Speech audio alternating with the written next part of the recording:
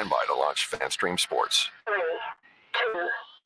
2, 1. Let's start. Hello, sports fans. Welcome to FanStream Sports. Nothing but pure sports. This is the JP Show. JP, it's so good to hear you back on the air. Stand by. Now, here's JP.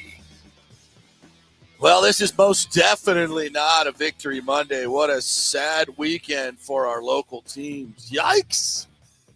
It's probably best that the Rays were bounced from the playoffs.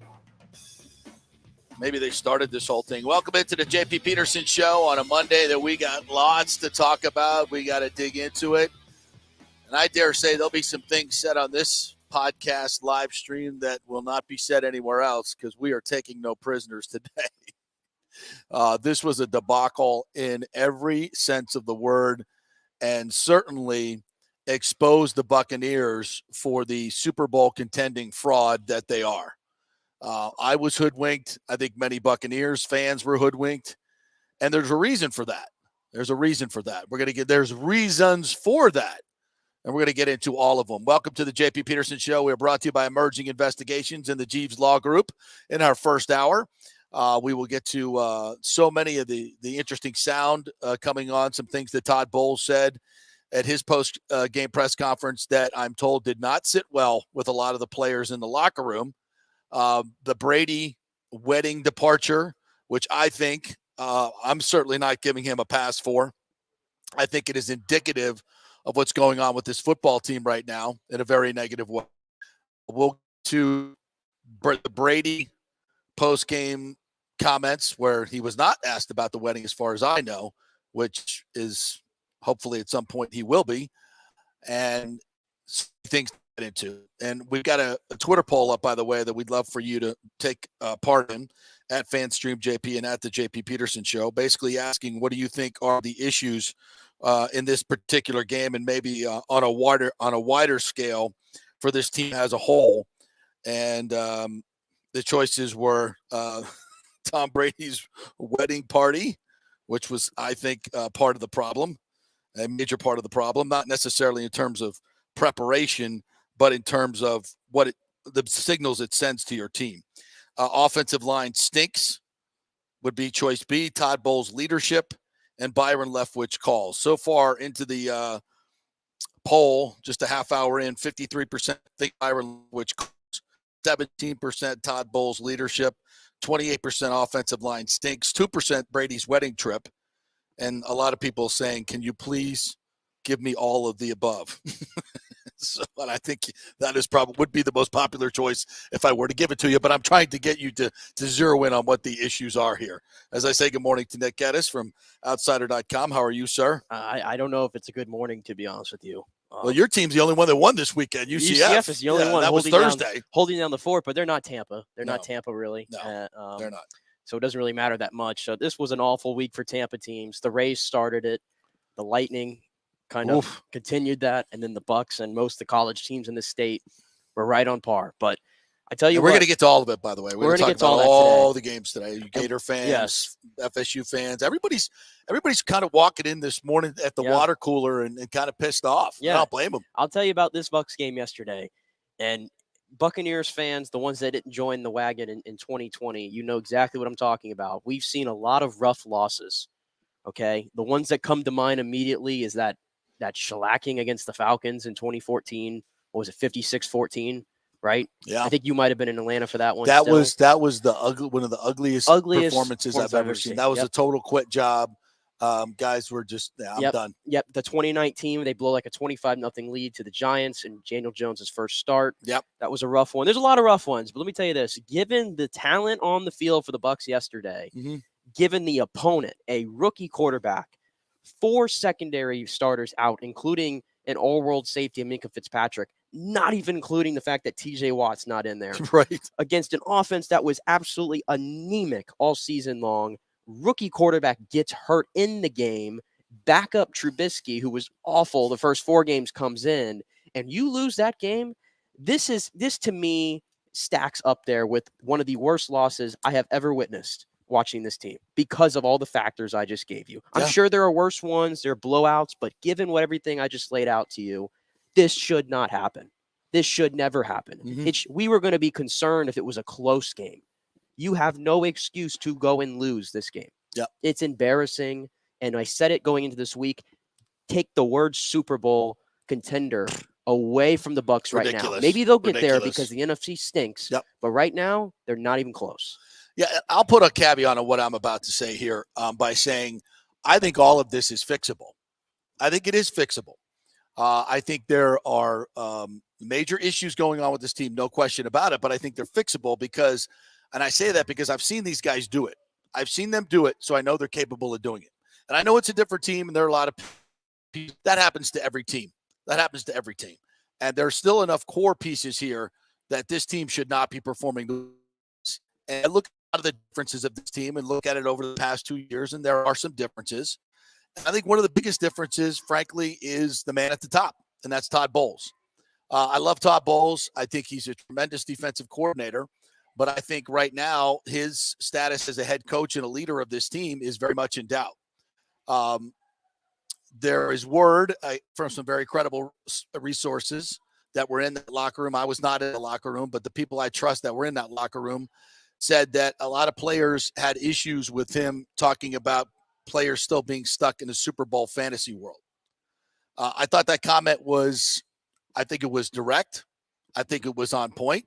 And I think the fact that the players didn't like it shows I don't know if it's a lack of respect for Todd or the fact that he's more friend than coach, if that makes any sense. There are certain guys that play certain roles, and this is one of the tough things when you elevate a position coach, because a position coach, a coordinator, has a different dynamic with the players. They can be friendlier with the players. They can be, a player's coach. They can be that type of guy. But when you get to the top, you got to make a lot of hard decisions. You're the last guy. You're the one that cuts players. You're the one that has the final say on who plays. That affects guys' money. That affects guys' whole entire world. You're the one who has the last say on what guys can do, whether they can go to weddings on Friday nights in New York or not.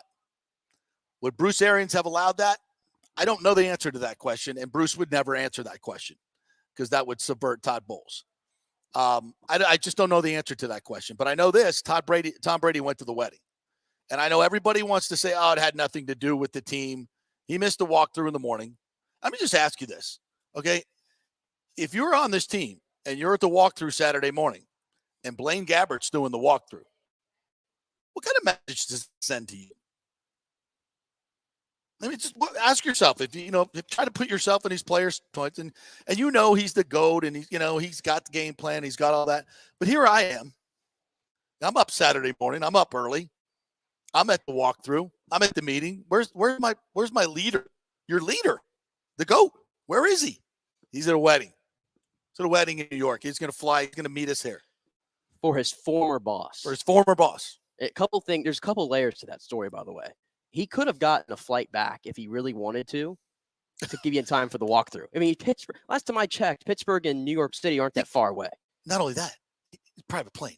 He ain't flying commercial. Exactly. It's not that difficult here. But he just 45-minute flight. It's not that hard. It's not that difficult. But he decided to stay in there. There's the rumors that he stayed there to spend time with his son, which that's when we get into that area where what do you really say to it? But the fact of the matter is, these are things that we weren't seeing for the last 20 years of his career. No, we're not. Lots of things that have gone on in the last few months are things he's never done. And that's where you have to question. I hate to say it, but you question his buy-in sometimes. Absolutely. You have to question it. If this was any other quarterback that was doing it, exactly what the narrative would be. This would be a national story. It probably is. It honestly is a national story. But what if Kyler Murray did it? Oh my goodness. It doesn't help. But it doesn't help when you come on Sunday. But let me just say, I mean, obviously Tom Brady has a resume that's way better than Kyler Murray's, yes. and you can say, and I'm sure he says in his head, well, I get a pass on this because I'm Tom Brady. Everybody knows I'm ready to play. Were you? Because you stunk. I'm here to tell you, Tom Brady was not good. He was awful. He was inaccurate. He didn't make the right reads at times, and we've seen this a lot this year. We've seen it a lot this year. Yeah. This is not Tom Brady. And I got a text from a former player last night that has played with Brady. And it was basically to the point of, When it goes fast in this league. And right now, that's not the guy I've seen before. Now, his arm strength is still there. I think his arm strength is still there, but his mind is not there. His mind is not processing the way it always used to process. And I think a lot of that also can fall on Byron Leftwich. And here's another. So I'm going to say this about the Brady thing. In my mind, it is important, not so much for the preparation, but the signal it sends to your team. It's the signal that it sends to your team that this game we're going to win. It's the Pittsburgh Steelers. They're down 3 corners. They're all-world safety. Their best pass rusher. They've lost 4 in a row. They're dead in the water. We got this one. I can go to a wedding. We'll be fine. That's the message it sends. I don't care what you say. That's the message that it sends. There's a reason why I'm wearing black and yellow, by the way, today. And that message, you think that message got to the Pittsburgh Steelers? You're damn right it did. You're damn right it did. Do you think Mike Tomlin used that as motivation? You're damn right it did. Did that team play way above their head yesterday? You're damn right they did. You're damn right they did. In the NFL, you let it slip this much, your motivation, your drive, your competitiveness, you go from the top to the middle to the bottom in a freaking heartbeat. Like that. That much. That's all it takes in the NFL. Uber competitive. Uber competitive. And that's what the Bucs, that's the signal they sent out. We got this. Tom's at a wedding. Take pictures. Do whatever you want. You didn't have to be here for the walkthrough. It's not the preparation. Was he ready? Was he mentally ready? Did he have all the checks? Did he have all the alerts? Yeah. It's the message you sent to your team, Todd Bowles and Tom Brady. And I'm here to say, as I finish up on this, I said this is fixable. Part of this fixable is Tom Brady needs to get his ass in front of a camera today with a mea culpa and say, that was wrong. I screwed up. I have not been as engaged mentally as I need to be, and that's over. I'm all in. Let the world know. Let your team know. Let everybody know. You should definitely be doing that to your team, 1,000%. Should definitely be standing up in front of your team today and apologizing for doing what you did. And Todd Bowles should be standing up in front of his team and said, you know what? That's on me. I let you do it. That's on me. And everybody needs to know that this bullshit is over. If you guys want to, and who's living in the Super Bowl fantasy? Well, Todd Bowles, if you're letting your quarterback go to a freaking wedding, sorry. And if this was part of his condition to return, maybe you shouldn't have done that. Because you cannot do this in the NFL. I'm sorry. You can't do it. And people may say I'm blowing this out of proportion, but I think did that not look like a team that was distracted, that was like, didn't really give a crap yesterday? Look at these. And by the way, I'm going to move into the coaching part about it though. That looked like a team that was just kind of like, I don't really believe in this team. I'm what's going on? I'm not really into it. Brady's not going to be there. Should I really be into it? Should I start thinking about myself and what I need to do to get my next contract? It's not that. That is the biggest sign that the team is fractured. When and Tom Brady has made his entire career on being the most prepared guy. And not only that, his leadership is based on him being the most prepared guy. Being there first, being there, that his entire life is football. Yeah, it probably cost him his marriage. That's how dedicated he is. And now you're not doing that anymore? That was your edge. That was your thing. You're not an athlete. Your edge is being prepared, beating people mentally. And here you are checking out. No, I think it's a huge deal. And I think by the voting, it's not going that way. But I think it's a huge deal. Well, because there's so many things that took place in that game that frankly had nothing to do with that. But perception's reality. Perception's reality. And when you have a quarterback like that and it comes off that he's not all in and you're a player, why should you be all in if Tom Brady's not all in? Right. It just comes off that way. I'm sorry. Right? It does. No, absolutely. I mean, it's a valid thing, but does it excuse and here's the thing, when you bring up stuff about, we can get through this game, it's the Steelers. What gives this team the right? This is what I was talking about at the beginning of the season when things were going right. There's an arrogance to this team.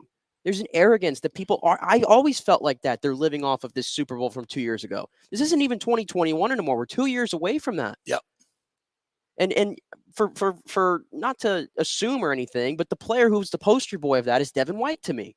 He comes off like that, does he not? Yeah, I mean, yesterday again, he was awful. Yeah. He was pitiful, and he kind of selfish play. keeps the drive alive. Pushes the quarterback. No need to do it. He was supposed to be a Najee Harris on the first touchdown. Selfish play, trying to make a big play, big splash play here. Cover your guy. Do your effing job. Yeah, but they've done nothing in the first 5 games of the season that warrants them taking a week off or trying to just get through an opponent. No. I mean, look at the week prior against a Falcons team that we thought they were going to go out there and dominate, and they were up 21-0, and they got bored. Yeah. Devin White said they got bored. bored. What's the excuse yesterday? Were you bored? Were you bored in the third quarter when you were losing? And on 3rd and 11 for the 4th time that you let them get? 3rd and 11, 3rd and 15. Twice and a 3rd and 13. They allowed That's 4 unbelievable. 3rd and longs in the 4th quarter yesterday. And I'm pretty sure Todd Bowles did not blitz on any of them. No, they were which playing is this, bananas. They're playing this soft zone coverage once again. It never works. That's what I'm saying. There's an arrogance on both coaches on the defensive side of the ball and the offensive side of the ball. Listen, that they're going to do what they do. And that's just the way it is. There's no adjustment. Where was the adjustment on the offensive side of the ball? Where was the adjustment on listen, the defense had it easy at points yesterday. Yeah. Because the Pittsburgh offense just isn't really that good. Awful. Their offensive line is terrible. They've got a good group of receivers. I'll give them that. Claypool's a good player. Pickens is a good player. Well, he picked the game to have the game of his life, by the way. They're good players. But when you don't have an offensive line, and you don't have a quarterback that has any experience at all, or a bad quarterback in Trubisky, there's no way you should be making 3rd and 15s and 3rd and 11s consistently. It's because you lack. And here, let me just go through some numbers. And by the way, you know what 3rd down is a lot about? Coaching. If 3rd down is offensively getting the matchup that you want, how many times have you seen a Sean McVay get that matchup that he wants in crucial situations, and it's an easy win for the offense? Thousands of times. The good offensive play callers in this league, Andy Reid, you see it time and time again. We saw him do it to the Buccaneers time and time again. It's getting the essence of coaching, to me, X's and O's, is getting the matchup that you want. That's what scheming is all about, getting that favorable matchup, okay? And executing it, and then taking those weaknesses and absolutely relentlessly pounding them time. Offensively, the Bucs were 4 for 14, 3rd down. On 3rd down, 4 for 14, and a lot of them were 3rd and shorts. You're telling me with 3 backup corners and a backup safety and Chris Godwin and Mike Evans, who got 4 targets, by the way, 4 freaking targets. Are you kidding me? And Chris Godwin, and they've signed him, so we'll put Russell Gage in there as well, although, he doesn't seem to be a difference maker in any way. Leonard Fournette, Rashad White, you've got 5 guys that you should be able to, against the second team of the Steelers, has very little pass rush, by the way. Against the second, you can't get me a favorable matchup and an open. You can't scheme a guy open. A 4 for 14? Because he's not a good coach. That's horrible, Byron Leftwich. That's horrible coaching. That is horrible. And by the way, the Bucs are 22% on 3rd down offense this year. 22%. With the talent that they have and the GOAT at quarterback, you're 22%. That's awful. That is awful, and that's coaching. That is coaching. Defensively, you know where they are on 3rd down? 22%. And in red zone defense, they're 29th. 29th in red zone defense. 29th in red zone defense. You know where they are in red zone offense? 21st. How'd they do in the red zone yesterday? Not awful. Good. You can't get me a matchup in the red zone against backups? You can't find me a matchup? Not one time? Boy, is that awful. That is awful. And this idea, look, and I think we want to bang on Todd Bowles, on Byron Leftwich, and he deserves a lot of it. But Byron Leftwich has been calling the plays the last 2 years. Okay, but stop. Okay, but let me just finish. The last 2 years.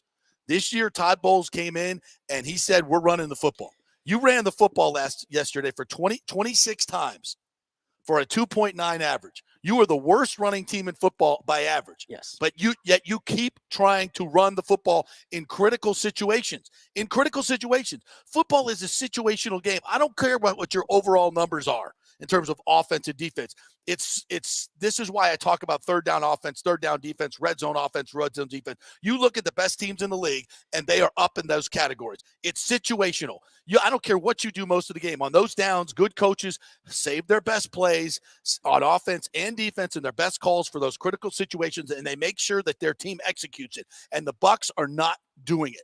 And you can't tell me they don't have talent on this team. So for me, from the very top, this is a leadership issue. This is a coaching issue. And the players are following the lead of their coaches. Mediocre. Nothing is expected. Very little is getting done. There's no accountability. And this team right now sucks. It's one of the worst teams in football right now. It's why I have no problem coming on today's show and telling you that Byron Leftwich is not a good coach. This is why you've been trying to defend Byron Leftwich on this show, and I'm telling you, there's more to it. And you brought up the fact, well, he was calling plays the last 2 years. I think Bruce Arians' influence was a major thing. I think we're learning that now. There's no explosiveness in this offense. They don't take any chances at all. They run the first down runs. Byron Leftwich is trolling. He's trolling Tampa Bay with the first down runs. The Bucs had 29 first down attempts. They ran it 16 times. The first 3 times they got 21 yards on it. The last 13, 32 yards. That's all you did. What is that average? 2 yards an average, basically? Yeah. You're just giving up on first down. You're giving up on first down when you do that. And the most egregious play call of the day was when they were down 20-12, I believe, in the fourth quarter. And you're back in inside your own 30. It's 3rd and 1. And you hand it off to Leonard Fournette to go right up the middle behind a rookie guard who is getting his ass kicked all game long. That's a big that is a big problem. All year long. The Bucs need to make a change. I don't know who they got to put in there. I don't know who's available. But if you are serious about doing anything with this season, Luke Gedeke cannot start 17 games. He cannot do it. And that's part of the reason why I think Brady is pressing. Yep. I think he's not making it to all his reads because he knows that pressure is not going to hold up, especially in the interior where he hates the pressure. That's right. Cam Hayward made a living in that game in front of Brady's face yesterday. Yep. And that's why he's having to dump it down. That's why Leonard Fournette leads the entire league in yards and receptions from a running back. And that's not a good recipe. No. I'm coming on the show today and telling you the best player for the Bucs is Ryan Suckup. And I don't want to say that. That's an awful recipe when Ryan Suckup is your best player and your leading receiver is Leonard Fournette. You know what that tells me? You got a bad offense. Yep. And back to coaching real quick, a few examples around the league. The Saints are playing with Andy Dalton at quarterback. Kamara has missed 2 games. Michael Thomas has missed 3 games. Landry has missed a couple games. Olave didn't play yesterday. They're still scoring over 20 points a game. Yep. More than this Bucs offense. Yep.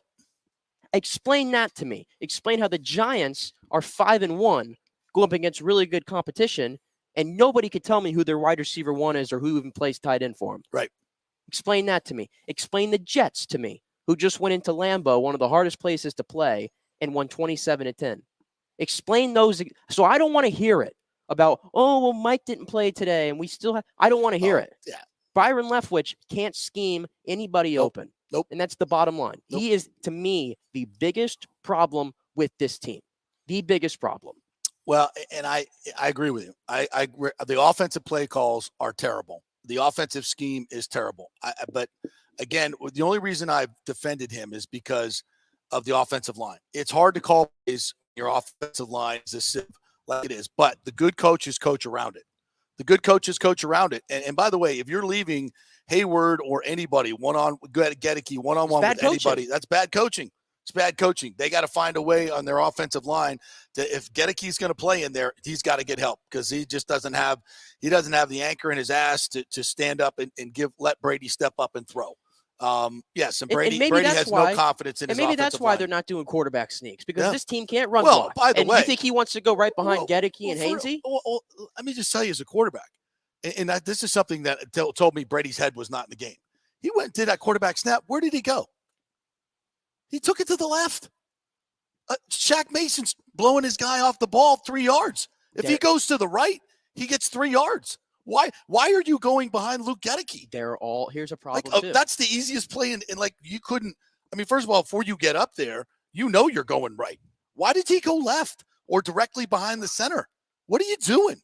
Like your head is so far out of the game that on a quarterback sneak, you're trying to go left instead of to the right, where Wirfs and Shaq Mason are collapsing the down tackle.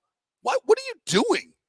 I mean, that is the easiest read in football, and the goat goes to the left. What is that? That is so. When I saw that, I was like, how? What is he doing? They're just not all there. His head is definitely not in the game. When he does something like that, I mean, that's basic football 101. I mean, when you're a quarterback and you look at your offensive lineman and you go, I don't even care how they line up. I'm going behind my best offensive lineman. He went behind his worst. What are you doing? Like, what are you doing? So many problems with this team on so many levels. The bottom line is the team is fired. It's not together. They're not playing as one. They seem like a bunch of guys. They seem like they have more of a Super Bowl hangover this year than they've ever had. And you expect more from last year's team. This year's team, it looks like they're just going out there thinking they're the best team in the land, and they're just going to walk out there and win. And you're not. We've seen how many more examples in the NFL this year do we have to see? I just mentioned yesterday. The Packers probably thought they could have had I know the Jets been playing better, but they probably thought, okay, we're at home, we're facing the Jets, we can score 10 points. Yeah. The Ravens, we're playing the Giants. I know they're 4-1, but the big bad, they lost. Yeah. They lost. The 49ers were playing the Falcons. They got run off the field. Look at Aaron Rodgers. Did he show up at all the OTAs? No. With new receivers? No. And him and Brady are having their worst seasons. Yeah. Statistically to this point they've ever had. But they have time for their golf tournaments and their weddings and all that other stuff. And I about and they've done it in years past, been successful. But Brady has done this in years past. You ever gone to a wedding on a football? By the way, Bob Kraft has been in football all of his life and violates the number one rule in football: never plan a wedding during football season. By the way, what are you doing, bro? That wedding. What is that? That was the grossest thing I've ever seen. By the way, that wedding had no business happening. But whatever. Just this team is just massively. I don't even know the word for it. Are you mad at the age gap of the wedding? Really? Is that your problem? Yeah.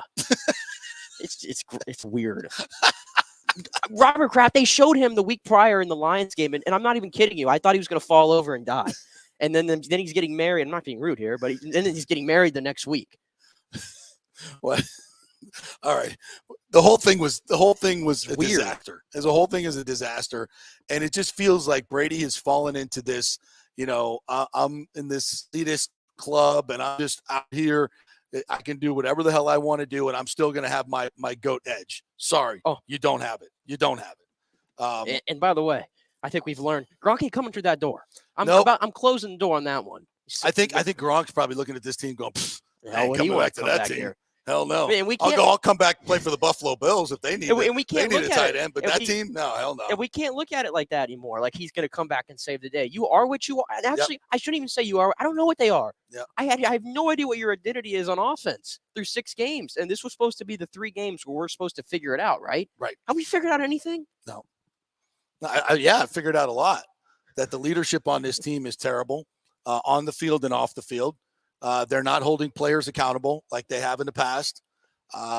Brady's heads is definitely not in it. The defense situationally is terrible situationally. Give up third downs, red zone. I mean, to bad teams, that's really bad. Let's get some of our viewer interaction in here. You can put up some of the best ones you see. This one from Jordan. Made it up to Pittsburgh for the double L. On a good note, there was a great Tampa fan turnout on both Lightning game and Buccaneer game. The results obviously weren't ideal. Well, the fans showed up. Too bad the teams did not. That's bad. Joe F. said, we will see how the leadership, if we bounce back from this, we need to get this light a fire in this locker room. Okay, first of all, you didn't get it. You light a fire when the Chiefs came in here and embarrassed you. The Chiefs embarrassed you on national television. And I came on Monday. I said, this is a good thing. They got humbled, and now they'll get it all together. They'll start taking it more seriously, and they'll crush the Falcons. Like I said, they were lucky to beat the Falcons. If they don't get that call, the Falcons win that game. You scoffed at me last week.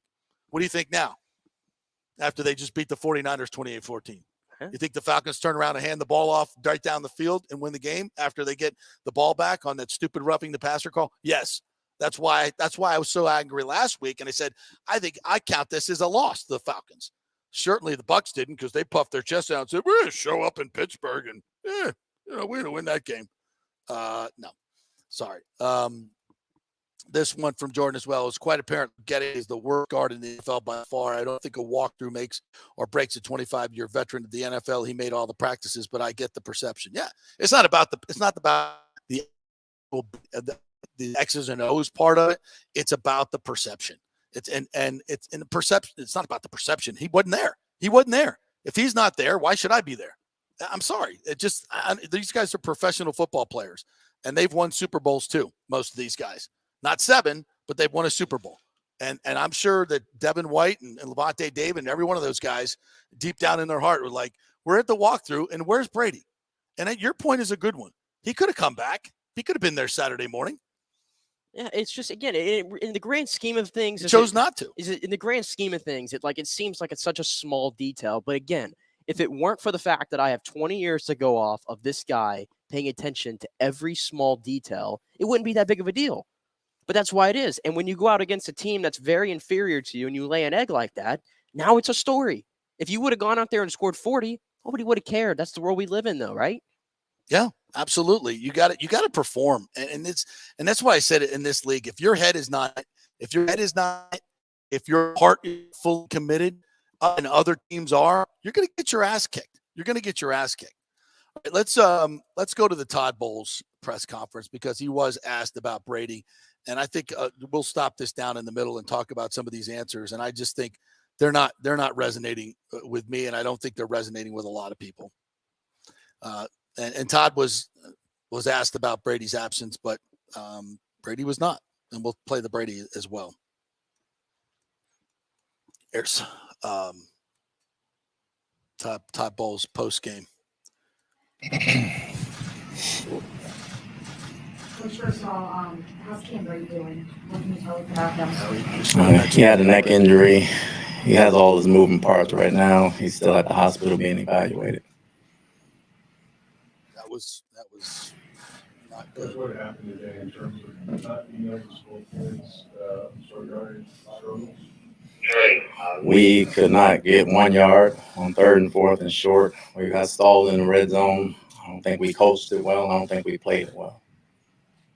But defensively, 3rd and long had been a problem in the past. They had 4 conversions, 3rd and 11. How did that? We didn't get off the field and make plays. We didn't make plays. We got to make plays. We can't let the quarterback out of the pocket and scramble. Trubisky did a good job buying time, and it turned into a scramble on the back end, and he found the guy that was open. Coach, on the long pass. Why don't you blitz him?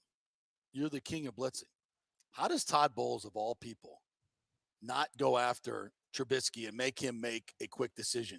I go back to it was 2019. I think this was 2018. Was it a Mike Smith game? It might have been a Mike Smith game. Yeah, it was a few games before he was fired. Yeah. The Chicago Sun-Times did an expose on how bad Mitch Trubisky was against the blitz. Like, the numbers were off the charts on the Wednesday. And Mike Smith blitzed one time in the first half when Trubisky threw for 5 touchdowns. One time. And the one time the blitz almost got home and forced an incompletion. And this reminded me of that. Like, how do you not blitz Mitch Trubisky? The only way he's going to make a play is to get outside the pocket and make a play and make your guys cover for more than 5 or 6 seconds. When that's I mean, that to me is, again, horrible coaching. Let's continue. Last play to Hayward that kind of set up the Steelers' last touchdown. It looked like Levante was calling timeout. Is there a miscommunication there? No, he tried to. He saw too many guys on the field, and he tried to call timeout. And in turn, the guy got left open, and it was a bust all the way around. Like I said, we didn't coach it well, and we didn't play it well. Stop. I think we're down. Where are you? Where are you, Tom? You didn't see Vita Vea laboring to get off the field, and he wasn't going to get off the field in time? You didn't see your defense confused on a key situation? Your arms were folded too much to call timeout? Where's the coach? Where's the coach running down the sideline to call timeout? Get in the game, bro. What are you doing? That's coaching. That is coaching. That is game day coaching. You got to call timeout there or do something. You know he's not getting off the field. If Levante saw it, why didn't you see it? You're standing right next to the ref. Call timeout. What are you doing? Love you, Todd, but that's awful. And that was the game. That's awful. That was the game. Yeah. At that point. Yeah. And you get 40-yard completion to some tight end that runs a 5.4 40. Some guy, Cameron Hayward's brother. Yeah. Who is that? I don't know, but he was wide open, rumbling, bumbling, stumbling down the field. Yeah. Byron Leftwich would kill to have somebody scheme somebody that open. Yeah, exactly. It never happens. I mean, are you kidding me? Where's the timeout? Last week you don't challenge the 2 first downs against the Falcons that were obvious first downs? Not asked about it either, I don't think. Yeah, I mean, these are game day coaching mistakes, humongous coaching mistakes. What are you doing? Continue. Your top 3 corners, they're down Minka Fitzpatrick as well. Was there any reason there wasn't a more aggressive downfield passing to maybe test backups that are playing there? No, they did a good job mixing it up. They protected them over the top for the most part, but we got out-coached and we got outplayed. We had injuries last year, and we had more guys down. We didn't worry about that. We knew it was going to be a tough ball game, and they did a good job beating us. Tom was 6 of 12. Come on. Chris Godwin, that's not. They protected him over the top. Well, that means the middle's entirely open. That was disrupting that connection. There's an answer. They played well. They played a team ball game. We did not play well all the way around.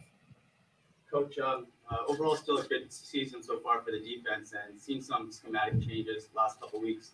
More cover 1 on first down, more 2-man on third down. I was wondering if you could talk about some of the philosophy behind those changes.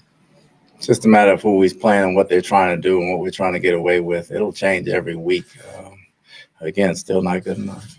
Where's this team right now? I mean, we were heavily favored in a game like this against a rookie quarterback, a team that lost 4 in a row. Do you have trouble, getting that message across to your team not to take guys lightly? I mean, what is happening? No, we didn't take them lightly, number one. Number two, I think guys that's living off the Super Bowl are living in a fantasy land, and you got to get your hands dirty and go to work like everybody else. And we've been working hard. We got to work harder, because nobody's going to give us anything or feel sorry. So we got to go back as coaches, as players, and the time for talking is over. You either got to put up or shut up. I agree with everything you said there, Coach. You let your quarterback go to a wedding on a game weekend. What do you? But now you want to tell your players to not live in the fantasy world of Super Bowl land or whatever. You want to tell your players that they got to get their hands dirty and give you everything they got, but your quarterback's going to a wedding on the weekend. I'm telling you, it has nothing to do with the preparation, but it's the message that you send to your team. You can't say that and then let the quarterback miss a walkthrough on Saturday morning. Incongruent. Does not match up. So when you say it, people don't. You know what your players say? They go, "Well, you want me to be? You're the one letting the quarterback go." That's the problem when you do that. And it's because of who Brady is, and I just feel like it's one of those things where he can just say, "Yeah, I'm going to this, and I'll see y'all. I'll catch up." And Todd's just like, "Oh, okay, Tom, we'll see you then." That's just the way it comes off. And again, it's just like, are we playing favorites now? Clearly. And again, if you were 5-1 right now, it wouldn't be a story. No, it wouldn't be a story, but it is because you're not playing good. But you're not 5-1 because your team is distracted. Your team is not giving its all. Your team is fractured. Your team is being poorly coached. There's so many issues with this team right now. The one thing you can control, the things that you can control are things like this. Hey, coach, I got a wedding. No, you don't. No, Tom, sorry. And if you're going to go, you have to be back here at 6 a.m. on Saturday morning. You can go, and we'll excuse you for some meetings on Friday night, but your ass needs to be here Saturday morning for the walkthrough and everything else. Is that so hard to do? That would have been a better compromise, although I still don't think he shouldn't miss anything. You fly with your team. You stay with your team. I'm sorry. You do. And this is the risk you take. You come out and you lay an egg like this, this is what's going to happen. You're going to get criticized for it. Are there people on your team, players or coaches, that you think are still living in that fantasy land? No, I didn't say we were. I'm just saying you get patted on the back so much. Just you got to relive every year and every week. You got to go out there and earn your pay and earn your keep. And if you don't live like that, then it's going to be a result like today. How frustrating is it to kind of get so close a couple times, get within the 10 a few times, and just kind of have to settle for field goals? We got to find a way to score in the red zone. We got to find a way to score in the red zone. More importantly, we got to find a way to be better at short yardage, 3rd and 1 and 4th and inches. We got to find a way to be better. Tom, it seemed like well into the second half on first down and kept running, not you yourself, but kept running. So a lot of times to the left and all day long, it just seemed like the run game wasn't there. Was that part of your game plan, or as Greg pointed out, their secondary is decimated? They did a good job schematically of disguising and getting us into things and coming up and making plays and showing us something else. We got to do a better job of coaching it. Stop right there. This again. Okay. You control this, not them. When they're outmanned, okay, it doesn't matter what they're showing you. You do what you do. When you fall into the trap of adjusting to what they're doing, that's what they want you to do. That's why you got out-coached. Because they're showing you that, oh, we're going to protect our secondary. We're going to give you the run. And that's what they're showing you because they want you to run the damn football. And you took the bait every single time. Oh, and then they came up and they played. What? Duh. Yeah. You have to get the matchup that you want and stick with it. No matter what they show you. You have to dictate to the defense, especially an injured defense, and get the matchups that you want. That's the essence of coaching. I don't want to hear they disguised it well, so you're reacting to what they're doing? And it's supposed to be the other way around, especially when you got the GOAT at quarterback, and they're goading you into running to the left. Of course they show you, oh, the left side's open, go ahead, and then they're going to run to the left as soon as the ball is snapped. Is this... I can't even believe it took me this long into the show to even bring this up too. Given the secondary and the issues, I think a reporter brought it up there. Mike Evans got 4 targets. 4 targets. No, I mentioned it earlier in the show. He got 4 targets. That's 4 targets. And remember the first series, I think he got like 20. He got 1 target and he got like a 22-yard gain, I believe. Yeah. So basically, you're telling me for 55 minutes, essentially, of this game, it was a graveyard shift for Mike Evans. Yeah. He couldn't get open against their third-team corner. It's just. Are you kidding me? All you can do is we're laughing. It's all you could do. Yeah. It's all I could do yesterday when I was watching this game. I just started laughing at some point because it's like, as Bucs fans, you've seen a lot. You're just kind of immune to this, but it's just laughable at the amount of talent that's being wasted on this team. The Bucs stand for potential wasted. That's what they stand for right now. Yeah, and these answers, I'm sorry. These answers Todd. give me no confidence. No, these answers are like, what are you like? They adjusted? Really? Well, you adjust back. Right. No, you impose your will on them because you have an advantage in the passing game. You ran it 26 times yesterday against a team that had no secondary, and you ran it in critical situations. I go back to it all goes back to coaching, and I outlined some of the teams around the league already that are doing it with way less parts. Yep. And it's like if you put Brian Daboll on this staff, the Bucs are. I'm telling you, the Bucs are probably 5-1 right now, just like the Giants are. If you had any bit of creativity in an offensive coordinator and in an offense in general, you should be 5-1 at the minimum right now. You should. All right, let's continue on this. For these guys. If you're hurt, go in the training room, get injured. If you're not, you show up Wednesday ready for work. Time for talking is over. We got to show. We got to put in work. There's nothing to talk about right now.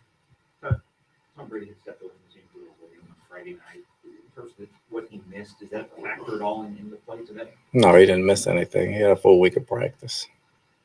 Anything else? Do you think that in any way impacted the team's struggles in the red zone today? Absolutely not.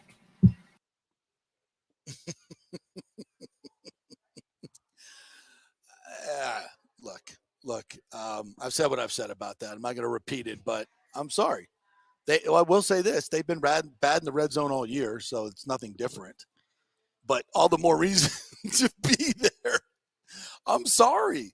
You go over all your red zone plays, and maybe Tom doesn't need it, but you don't think there's a couple of nuances that he could talk about to the other players during those walkthrough sessions that he's not there at? Do you think there's a couple things that he would have seen or that maybe the coaches didn't talk about in the walkthrough session, that if this happens, do this, do that? Of course, that's why you have Tom Brady. The more time he's there, the better. And I'm on record as saying I didn't think that, the 10 or 11 days in training camp were a big deal. I still don't think so. It was 3 weeks before the season. That's just extra time that he really doesn't need. It's more wear and tear on his shoulder. But during the season, no, you can't be taking time away during the season. Absolutely not. No. And for the coach, I guess he's got to say that at this point. But you know what? If I were him, I would have said, you know what? The way we played, can't rule it out. Yeah. And that's on me. Hey, I mean, this is and that's what he should have said. And this is a great it's point. On me. It's a great point by Richie. I brought this up to you before the show. What he said, would Belichick have been okay with a wedding? No. And there's a reason why he wasn't there, was he? Belichick wasn't there. He was I think he was a home underdog or a road underdog against the Browns. Yep. And playing with a third string quarterback, and he wasn't at the wedding. Cleveland's not far from New York for a private plane. No, he wasn't there. He was preparing, and you know what they did? They went out and kicked Cleveland's ass. That's right. So I think it's a fair point. I think it's a very fair point. Yeah. All right, we're going to take a break. We'll take our first break. We'll come back on the other side. We'll hear Tom Brady's press conference, some interesting things in there as well. A lot about what he didn't say and some about what he did say. We'll get into some of the other NFL games as well. We're going to get into the college into our second hour. So lots more to come here on the JP Peterson Show, brought to you by Emerging Investigations, Tampa Bay's #1 private investigation agency, and by the Jeeves Law Group, JEEVES lawgroup.com. Back in 3. Stay with us.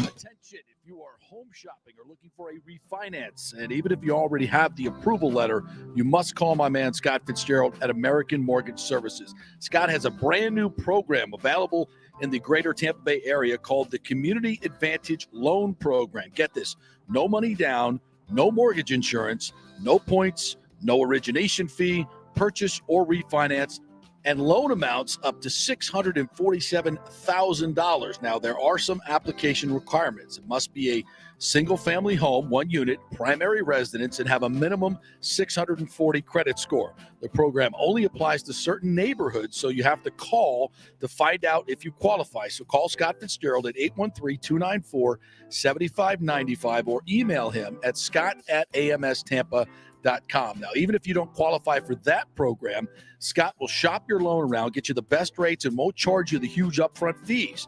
And if you've had issues with your bank calling you back, Scott will return calls immediately or at least the same day. 813-294-7595 or email him, scott@amstampa.com. Scott Fitzgerald, MLS 386722, American Mortgage Services, 1000 North Ashley Drive, Suite 1020, Tampa, Florida. JP here for Emerging Investigations, Tampa Bay's premier investigation agency. Do you suspect your spouse is cheating or involved in a divorce, that your spouse is hiding money, an ex-employee or current employee with suspicious behavior? Is there a criminal matter you need help with? If you need information you can count on, using the professionals at Emerging Investigations is a slam dunk. Emerging Investigations is a licensed and insured private investigation agency, family-owned. Emerging is your ideal resource to secure evidence and validation, allowing you to make informed decisions in life's biggest matters. Led by industry executive Brian D'Antonio, Emerging possesses the experience and resources to get needed results. Emerging Investigations maintains an excellent reputation as a premier investigation agency. They are known for results. You're not just hiring a PI, but an organized, dedicated team using state-of-the-art technology. Their proven investigative methods produce crucial information used in criminal cases, insurance fraud, and personal injury claims. Many local attorneys, industry agencies, and your concerned neighbors all count on Emerging Investigations. Just go to their website, emerginginv.com, or call 813-291-FACT. That's 813-291-FACT-3228. Get results you can trust in life's biggest matters. Emerging Investigations. Now is the time to make sure your home insurance is in order. In the last year, many of us have made improvements to our homes. So call the folks at Italiano and discuss these upgrades to make sure you have enough coverage. According to a recent report, almost 64% of homeowners don't have enough insurance on their home, which is their most valuable asset. Also, a great time to make sure you have flood insurance. Even if your mortgage company does not require flood insurance, your home could still be at flood risk. Another big item as we enter hurricane season is making sure your pool enclosure is added to your policy and there will be no issue at claim time. That happens a lot. So call your friendly agent at Italiano Insurance to review your policies today. 813-877-7799 or ItalianoInsurance.com. Hey guys, Serena Fazan here for the Gold and Diamond Source. Are you looking for the hottest trends in men's jewelry? Ladies love to see men spice it up with something cool from the Gold and Diamond Source. Whether you're looking for a gold chain, fashion rings, even a pre-owned Rolex watch, or thinking about getting engaged, there's only one place to go. Go see my friends, Julie and Steve Weintraub at the Gold and Diamond Source for your one-stop jewelry supercenter. It's never been more important to shop local and support the businesses that support our amazing Tampa Bay community. None better than the great folks at the Gold and Diamond Source, 3800 Ulmerton Road, or online at goldendiamond.com. JP here for the Jeeves Law Group. I've known Scott Jeeves for quite some time, and he's just like us, a huge college football fan. He loves his Gators. In fact, he sponsors our Gator Report every Thursday at 11 o'clock with Scott Carter from FloridaGators.com. But he's not just another PI attorney. He is a ferocious advocate for his clients. Scott Jeeves is a board-certified civil trial lawyer and a certified circuit court mediator practicing in Tampa Bay for over 30 years. He is an AV preeminent rated civil trial lawyer and certified circuit court mediator. Folks, these designations are not just given out. They're given only to the best trial attorneys. But more than anything, Scott takes these cases personally. I've heard it from his clients. He's a fighter you want on your side. Insurance companies hate it when they see you're represented by Jeeves. He's just different. 727-894-2929 or go to JeevesLawGroup.com. That's JeeVes lawgroup.com and tell him JP sent you. Let's go. Right now, back to the show with JP on FanStream Sports. All right, welcome back to the JP Peterson Show, brought to you by Emerging Investigations in our first hour and the Jeeves Law Group, JeeVes, JeevesLawGroup.com. I have much more to get to. We're going to hear from Tom Brady here. We're going to, in our second hour, talk some college football. We'll hear from Mike Norvell, Florida State, with a very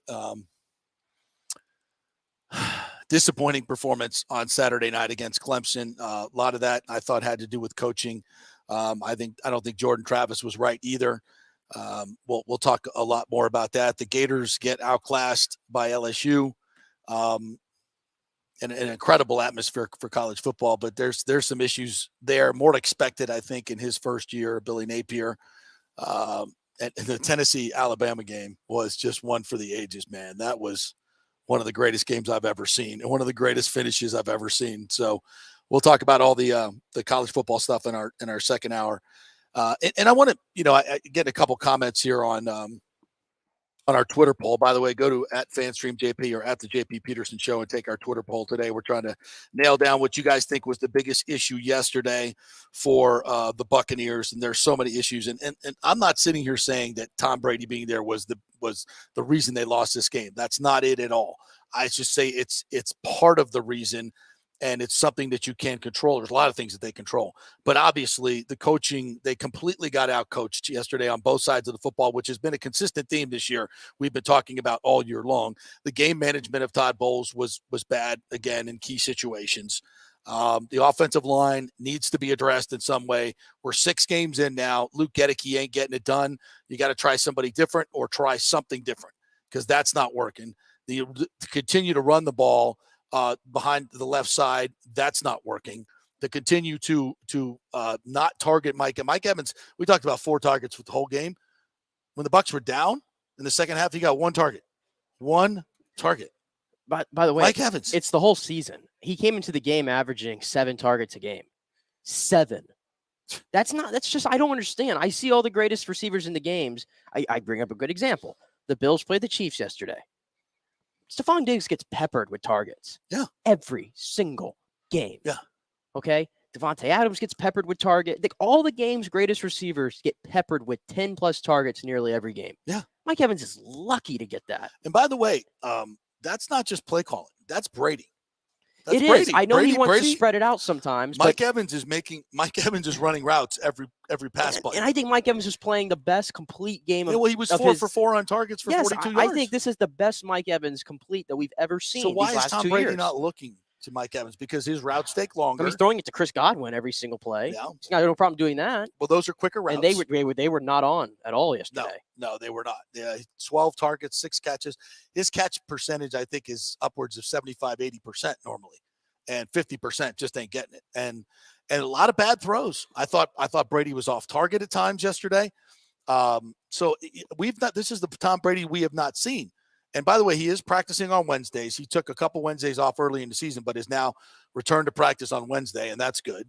But again, if you take time away from your team and you don't perform, and you certainly don't perform the way you normally perform, then there is a logical answer to this. Absolutely, there's a logical answer to this, and that's on him.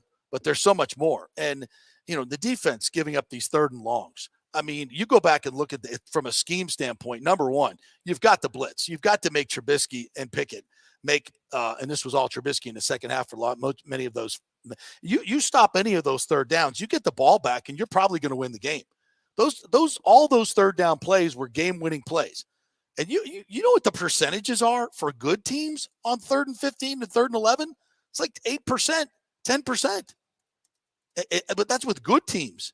You got a bad quarterback. Receivers are good, but come on, you've got to be able to make that play from a schematic standpoint and from a player standpoint. And I don't want to absolve the players at all because I think the players were not good. They weren't inspired.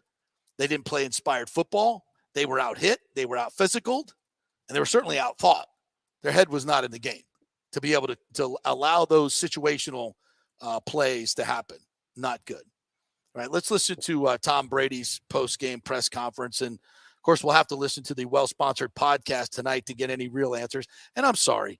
I understand you're a 24-year veteran, whatever, and you don't want to give the media anything. Okay. But his press conferences are starting to be disrespectful.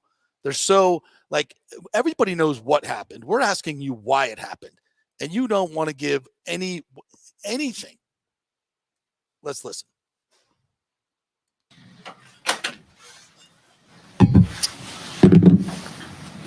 All right. Who's ready? I know that you're very close to all your teammates. Just what was Yeah. it like seeing Cam go down and was on the field for eight minutes being attended to by all those trainers? Yeah, tough sport, and we all love him to death. So we all hope he's okay, and we'll get reports hopefully pretty soon. Pause it right there. I just wanted to make a comment. There's a video that's been going around on Twitter of Tom keeping his arm warm while Cam was laying there. I don't have a huge problem with that. It's football. I don't think it's disrespectful. He was down for 8 minutes. There's nothing that Tom can do. So is it a good look? No. When everybody's around the player and you're on the side throwing the ball, it's not a great look.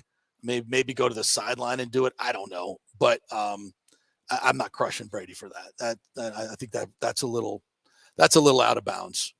It doesn't feel good, but it's okay. Let's continue.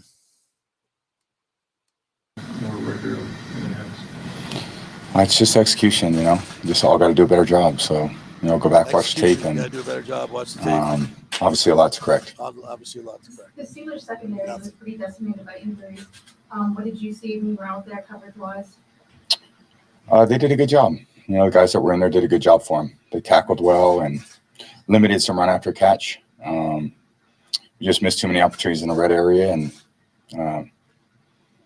it's a game of scoring points, and we just didn't do well enough on 3rd down and in short yardage situations, and certainly not well enough in the red area. Tom, we heard from we know what several happened. guys Why?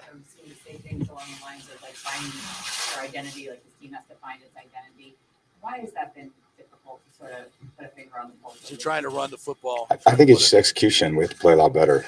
So Execution, play a lot it really doesn't matter if you run it, if you throw it outside, you throw it inside, you run it inside, you run it outside. It's an execution game. You either make the play or you don't. So there's too many plays we're not making. But when you run it Frustrating outside, to kind of get so close. You were inside the 10-yard line, a couple times, at least 2, and just to kind of settle for a field goal. You got to, even on the 2-point conversion, you get in a chance to tie the game. Frustrating just to kind of get so close, but not kind of be able to get over the hump. Yeah, it's just not doing a good enough job down there. seemed like today was a day that just nothing really went right. So like bad. The quarterback sneak that So bad. it's kind of becoming your trademark. Even that. I mean, does that just kind of sum up how maddening the loss was for you guys today? I think, we didn't earn it. We didn't earn the win. So it's a game of earning it, and it's a game of playing well and performing well. And we're just not doing a good job of that. I don't think we've done it for 6 weeks. And I think we're all playing less than what we're capable of. And we've all got to look at ourselves in the mirror and figure out why. Why can't you just own that right there and go, I should have gone to the right instead of the left? Why can't he own anything on his own? Why can't he say that? Why can't he say I made some bad throws? There was a 3rd and 5 and I just missed Mike on that one. Or, it was the 3rd and 1 or whatever. Like, go specific. He remembers every play of the game, and he remembers the plays that he messed up. Or I had Mike wide open down the sideline, and I didn't see him in time. That was bad on me. You sit there and say we couldn't execute. We're not playing well enough. I mean, come on, man. That's just it's just disrespectful. And there's just really why can't you just say, you know what, I should have gone to the right and I went to the left. That's on me. Why can't you say that? He knows it. He's got his little tablet there. He can look at it when he knows damn well it was on him. Why can't he say it? It's his MO. It's just his MO, and it's the way I'm looking at it right here on the screen of him just crossing his arms. And what else you got today for me? And I'm not going to answer. Is that leadership? I'm not going to answer any of your questions. I'm not going to answer a damn thing you ask me, but I'll just sit up here and cliche it because I have to. Now on my well-sponsored podcast tonight, I'll give you a little bit more meat so you all will listen. But for you guys and the fans, not interested in answering any of your I know questions. this is Brady's MO, and it never really bothered me. And I used to always say we have to look at him as he's just a different tier of athlete, and it just comes with the territory. Coming over to the dark side yet? I'm not. It's just it feels weird going after this guy because again, he has provided me one of the greatest moments of my life, of my fandom.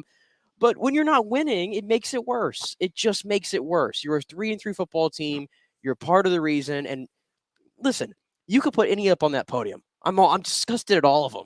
Okay, if Devin White was at this podium and he was trying to tell me, I just got to be better, I got to improve, I got to slow down, I'm going to be pissed off because you've been saying that for the last 2 years. It doesn't matter who it is. Brady's the quarterback, though. He's going to take the brunt of my anger at the moment. So it doesn't matter who you put up there. But yes, when you're not winning football games, when he comes up here with this demeanor.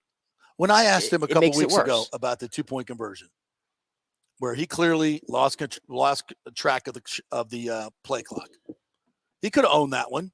He didn't own it. And I reiterated my question. I said, why? He didn't own it.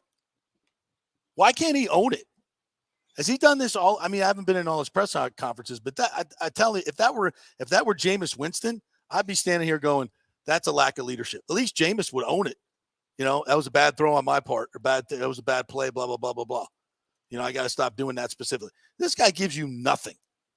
We're asking him, the press is asking him direct questions about stuff, and he's not owning anything. Yeah, it's the same. We got to execute.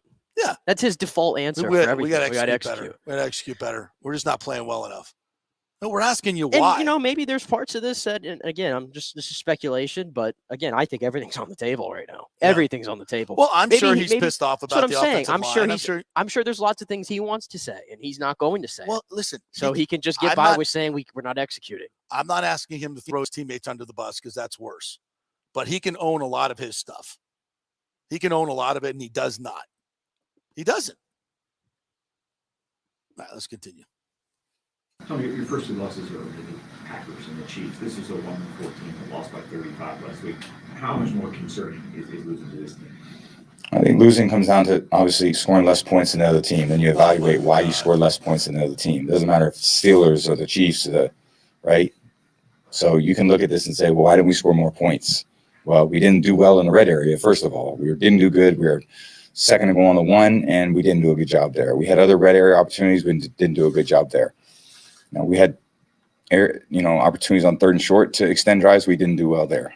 So it doesn't matter, who you're playing. If you're not making the plays, then it doesn't matter if it's the Steelers or the Chiefs or the Packers or the Saints. It's you either make the plays or you don't. It's a production business. It's all of us. It's the whole offense. It's the whole offense. We all have to do a better job. In the run game, the pass game, everyone's got to do a better job. Obviously, there's no position that's performing at an elite level right now. Tom, there was a play on the first drive of the second half where you hit Godwin on the seam. looked like some sort of single high zone where the free safety's right there, but you fit it in anyway. I was wondering what you saw on that play. Chris ran a good route, and I just gave him a chance up the middle of the field. So he made a great catch coming down with it, and we just got to make more plays like that. You were Why don't you push the ball down the field more? Chris, which that's not typical. Was there anything the Steelers were doing defensively that was making that connection a little more of a challenge? I think everything was a challenge today. There was nothing that was not challenging to our offense. We have to do a lot better job in every area. Was that a shot at the coaching? Hold on. Was that a shot at the coaching? Coach of the call, everything was a challenge. Yeah, scheme some people open, man. Scheme some people open. Or get the matchups that you want. You take what matchup you want. If they're playing zone, you can still match up. You know which guys are going to be playing in zone. You know which corners are going to be, what areas they're responsible for, and where your player is going. That Tom Brady has eaten up zone defenses his entire career.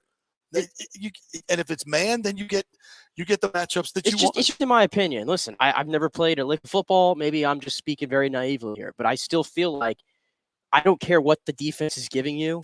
I just, in my opinion, when you have this guy at quarterback and you have those weapons and the pieces that you have to be able to at least get me 20 points. I wasn't asking for much yesterday, clearly. You couldn't give me 20 points, 25 points. You should be able to just walk. You honestly should be able to walk out there with these parts and get me 20 to 25 points, if you're inconsistent. Every game. Given the talent. That's all I'm asking for. Because the defense is not going to give up more than that. And I can't even, it's like we're talking about the defense, did they step up in the moments they needed to? Absolutely not. But you know what? This is the NFL. Every offense eventually, for the most part, is going to crack through. Yeah. They will have their moment. And you're asking so much of this defense right now to continue to hold and hold and hold when one side of the ball is doing nothing to help. All right. Well, this is a perfect example of coaching and getting a matchup in the red area. All right, on Pittsburgh's first series, right? They're down at the 6 or 7 yard line. Najee Harris is lined up on the right side. He comes across the formation and comes out the left side. Okay, Devin White looks like he's responsible for that back coming out of the backfield to his side, right? Mm-hmm. And Devin White does what? He takes 2 steps up. Najee Harris is out in the flat, and he said, "Do you think that the Pittsburgh Steelers saw that on tape and said that Devin White is not a disciplined player, and we can get this matchup whenever we want it?" And it doesn't matter how talented the quarterback is. It doesn't matter how talented the running back is. When you coach it up and you scheme it up and you get that look, you know exactly what he's responsible for. And this happens every game, by the way. Everybody knows it. And it's an easy touchdown. Why couldn't the Bucs do that? Why couldn't they look on film and see one of these backup players and see what their deficiencies are, or even in the game, and say, okay, let's get that matchup. Let's call that play. And you get nobody open. You can scheme nobody open in the red zone, or you can't get a matchup that you think is in your favor with a bunch of backups out there. That's coaching. That's coaching. And then when Brady says that, it's like everything was a challenge today. Everything was a challenge because they were dictating to you. You were looking at the looks that they were giving you and reacting to it, and then they would do something differently. Of course, that's the chess game. And you're reacting to what they're doing. Stick with what you do. Stick with what you do. And dictate to them. That's winning football. And we didn't see that from the Buccaneers on any level.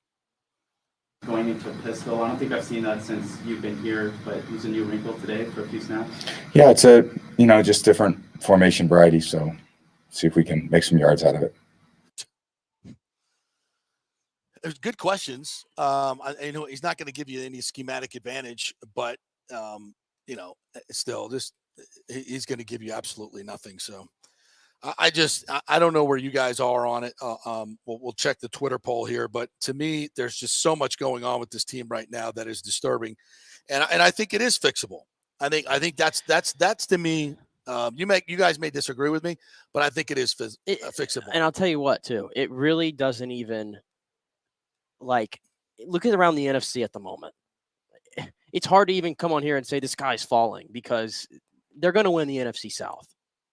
Confident in that still? I mean, the Saints are what, a 1-5 football team or whatever it is. The Falcons, although better, are they really going to put it all together? And then the Panthers are irrelevant. So the NFC South, which is your first and foremost goal, is by default, you got to make the playoffs. By default, you're going to get in. So you still, but the problem is, listen, they've had this every year in the Brady era. It's 2020. I tell you who I'm concerned about. What? The Falcons boat raced the 49ers. And they threw the ball well too, which was the difference. But no, I'm sorry, but the Falcons should have beat the Bucs. Yeah. They should have beat the Bucs. They were two horrible calls. The thing is, away from beating the Buccaneers. The thing is, you have to hope that because the Bucs, since Brady's gotten here, they've had one game every year that they should have won that they lost. The Bears with 2020, Washington last year. I have to hope that, and they've all come around same times of the season too. I have to hope that this is the only one we get this year. But I got to tell you, after everything we've seen, it feels like we're probably entering a territory where they're going to have another one. Yeah. That they probably shouldn't lose. I mean, they probably could lose to Atlanta at the end of the year. There's honestly. Michael Hall says Brady would look better with better protection. They have zero push, and you could tell he doesn't trust the majority of them. That's true. Those are reasons. That's true. But I'm going to just say this. Who got sacked the most last year? Who had the worst offensive line in football last year in terms of protection? Joe Burrow. The Bengals, yeah. Joe Burrow got to the Super Bowl, made plays. Yeah. You know why? Because he forced the ball downfield to his playmakers time and time again and made big plays and made up for those deficiencies. Hey, and Brady is not pushing the ball down the field. And Chris Spielman did make a point of this, and this was the first time I heard this stat yesterday on the broadcast. Brady actually came into yesterday, pressured the least amount of time of any quarterback in the NFL, just 13%. That's right. So for everything we've talked about this offensive line, I put a lot of it really on Gedeke. I think the other four have done their part. Honestly, now part of that is Brady getting rid of the ball so quickly. You can't pressure him when he's dumping it to the back. But that tells me he doesn't have confidence that they're going to hold up. Right. And that's what I'm saying. I think that's the reason for the lack of explosiveness. Those numbers can be skewed. Yes, and I think that's the reason again why they're not explosive is because he's not making it down the field. What I saw? You know what I saw a lot of the last 2 years that I haven't really seen a lot of this year? Max protect. And yesterday was a perfect time for that. Max protect. Give Brady the confidence to let Mike Evans get down the field, make a move, and then throw it to him against inferior competition. They should have made every contested catch against these backup corners and safeties. That's where you get them is making them make plays. And don't they not have the pieces to do it? I mean, Keith was drafted for a reason. Of course, they have the pieces to do it. They can max protect and send 2 and 3 guys out on the. And Brady is going to, if he has the time to let those guys get down the field, they're going to find seams. That always happens. I didn't see a lot of that.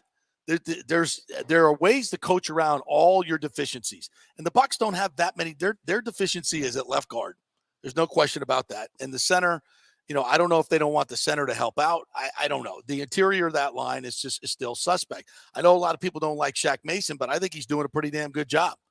But again, if you continue to run to the left, your worst side, it's not gonna go well. And another thing, they need to run out of the spread formation instead of every time they run, it seems like they have 2 tight ends in the game, telling everybody they're going to run the football. Run out of formations that you don't usually run out of, and spread it out a little bit more and give them an opportunity. But it's. For me, there's so much going on wrong here. Can they turn it around? Yeah, but to me, it should start with a mea culpa from Tom Brady and Todd Bowles today. Tom Brady's not scheduled to talk today. You know what? If I were Tom Brady, I'd come in there and I'd say, listen, I want to just say to my teammates and my coaching staff, I apologize for going to the wedding. That was a bad move.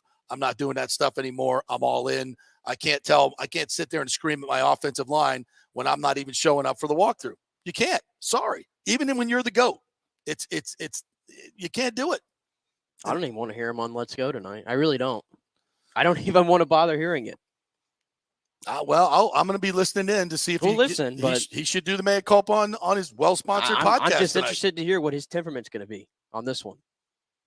It better be pissed off at himself. Yeah, I want to hear something different from him. I don't want to hear and I understand football. Maybe Jim Gray will ask him about going to the wedding. Come on, that ain't happening. It ain't happening. That's the drama. All right.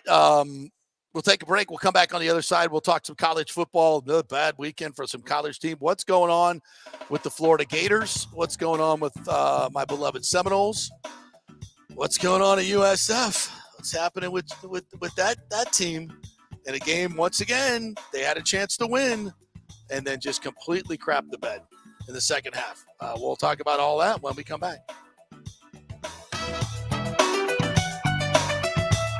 Attention, if you are home shopping or looking for a refinance, and even if you already have the approval letter, you must call my man Scott Fitzgerald at American Mortgage Services. Scott has a brand new program available in the greater Tampa Bay area called the Community Advantage Loan Program. Get this, no money down, no mortgage insurance, no points, no origination fee, purchase or refinance, and loan amounts up to $647,000. Now, there are some application requirements. It must be a single-family home, 1 unit, primary residence, and have a minimum 640 credit score. The program only applies to certain neighborhoods, so you have to call to find out if you qualify. So call Scott Fitzgerald at 813-294-7595 or email him at scott@amstampa.com. Now, even if you don't qualify for that program, Scott will shop your loan around, get you the best rates, and won't charge you the huge upfront fees. And if you've had issues with your bank calling you back, Scott will return calls immediately or at least the same day. 813-294-7595 or email him, scott@amstampa.com. Scott Fitzgerald, MLS 386722, American Mortgage Services, 1000 North Ashland Drive, Suite 1020, Tampa, Florida. Military veterans, are you struggling with alcoholism or substance abuse? Is it taking a toll on your relationships and your work life? Are you having trouble focusing, constantly anxious? Well, you may not be surprised to know that your fellow military vets have your six. Heroes Mile is a new concept in rehabilitation clinics, veterans helping veterans. At Heroes Mile, we staff our rehab center with fellow veterans who can understand what you're going through. Our mission is to help you heal from issues that only your fellow veterans can truly understand. Located just outside of DeLand, we offer a full range of inpatient and outpatient programs dealing with substance abuse, post-traumatic stress, and military sexual trauma. We choose to serve veterans because we know how complex these issues are. You could choose to fight the battle alone or win the war together. We are the community care provider with the VA and also accept most major insurance. At Heroes Mile Rehabilitation Center, we have your six. Go to heroesmile.com or call 888-VET-NOW-2. That's heroesmile.com or call 888-VET-NOW-2. Guys, let me tell you about Bay Area Modern Medical Center. Are you experiencing low sex drive, fatigue, hot flashes, moodiness, and you just don't feel like you have the vitality you once had? You're not just getting old, it's likely low testosterone. Studies over the last 20 years show a shocking decline in younger males aged 16 to 39. Older men have seen a sharp decline as well. Do something about it. Go see my friend Christopher Lugo at Bay Area Modern Medicine. Testosterone replacement is not a frivolous treatment. It takes a professional targeted approach that focuses on total body wellness, vitality, and emotional stability. Not a one-size-fits-all approach like many clinics use. They will monitor your blood work and adjust your treatment as needed for optimal results. Call 844-977-3477 or go to BAMMC.com. Tell them JP sent you for priority scheduling. Now is the time to make sure your home insurance is in order. In the last year, many of us have made improvements to our homes. So call the folks at Italiano and discuss these upgrades to make sure you have enough coverage. According to a recent report, almost 64% of homeowners don't have enough insurance on their home, which is their most valuable asset. Also, a great time to make sure you have flood insurance. Even if your mortgage company does not require flood insurance, your home could still be at flood risk. Another big item as we enter hurricane season is making sure your pool enclosure is added to your policy and there will be no issue at claim time. That happens a lot.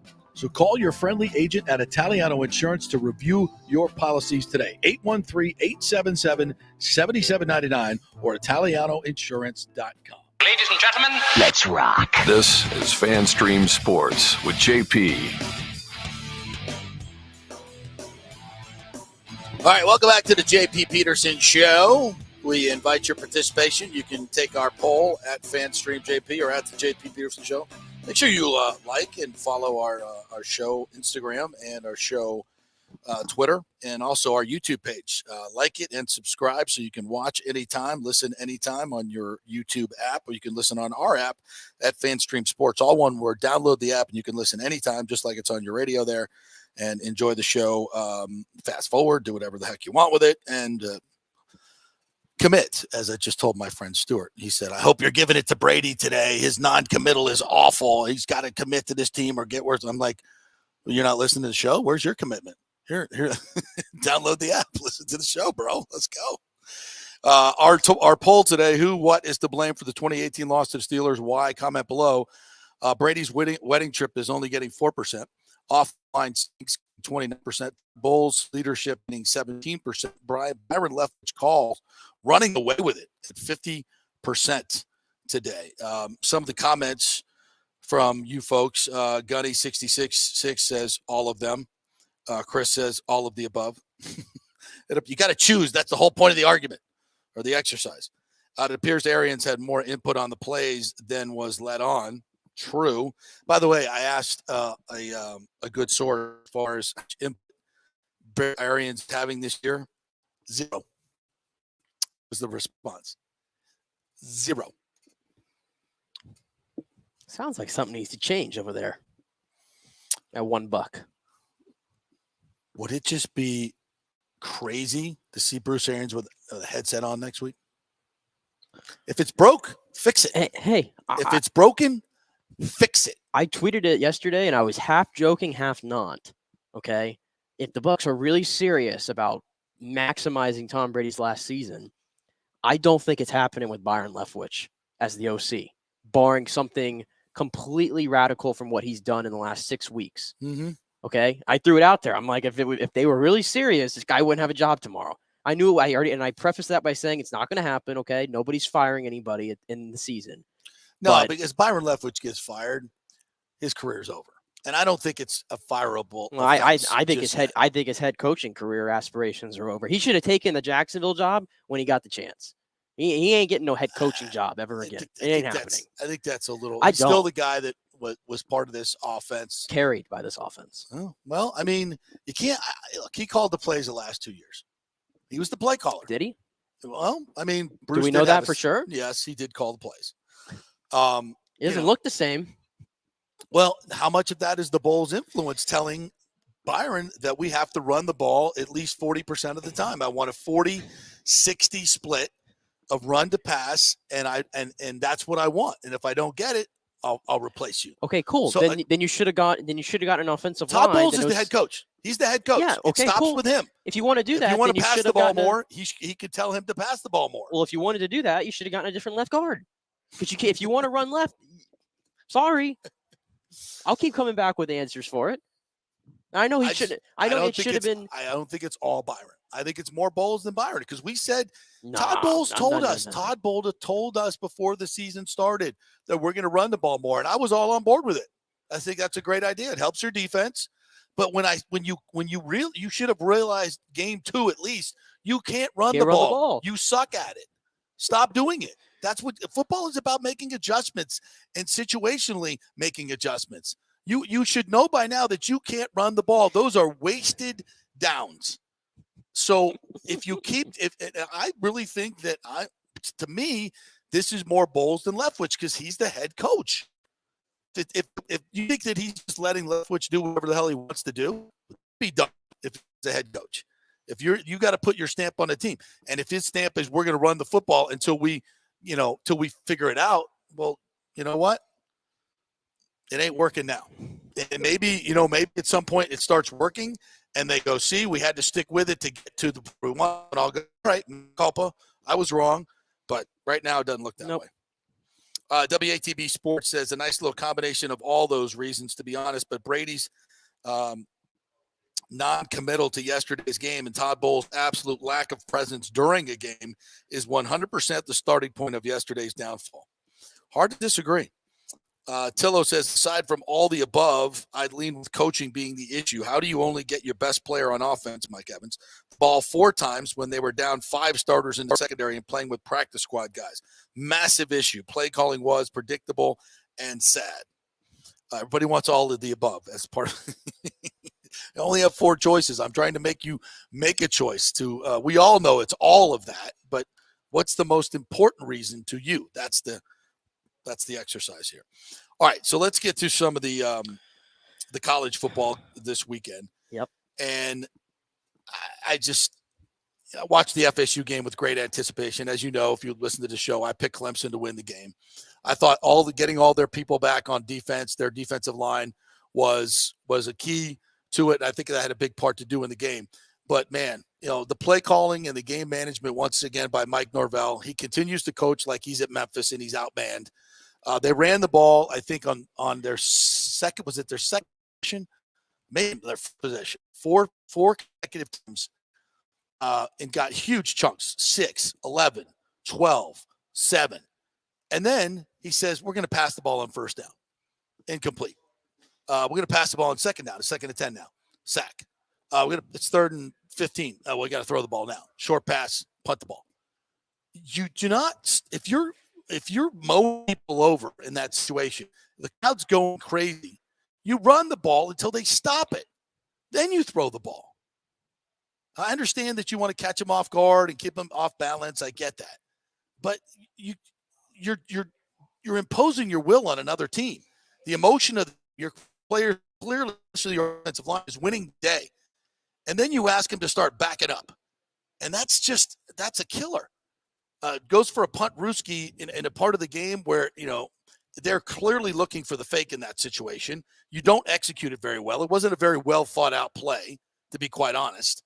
And it was 4th and 6, I think it was, for an inside run. Terrible play call, terrible timing, terrible play call. They get down at the 1-yard line in a critical situation, throw 3 fades to Johnny Wilson, which I'm all for the fade to Johnny Wilson. Don't get me wrong, but you got to execute it better than that. You got to execute it way better than that. And I'm going to say this: Jordan Travis took a hit early on, and he kind of shook his head, put his hands up by his head. I don't think he was the same the rest of the game. I thought his decision making was bad. Accuracy was bad. He wasn't running the way he normally runs. I think in the second half, he got it going a little bit. In the fourth quarter, he got it going a little bit better. So I think but there was a time in there. And I'm not saying that has anything to do with the coaching or we should have taken. That's just bad luck. The kid's a gamer. He's not going to come out of the game. And it wasn't his best. Well, I'll tell you what really highlighted this game for me with Mike Norvell. The disappointment is the lack of usage of Trey Benson. Okay, they went into this game without Trayshawn Ward, and I know Kirk Herbstreit said that the alpha of that running back room was Trayshawn Ward. Yep. Eye test, Trey Benson to me is the best running back of the 3. But Theo Feely ain't bad. They're not bad. I get that. Not bad. But Trey Benson in that game, he got 7 carries. 7. Yeah. And I went back and looked. Guess how many carries he averages a game this year? 7. Probably 7. That's exactly what he averages. But that's with Ward also healthy. Yes, and he's so we should have got. So he should have gotten double that at least. He's averaging 7 yards a pop on the ground this year. He's their most physical runner.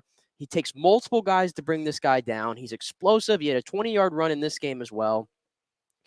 You got to use your best players. You have to get. It goes back to the Bucs conversation. Yep. You got to get your best players involved. Yep. They did it with Johnny Wilson.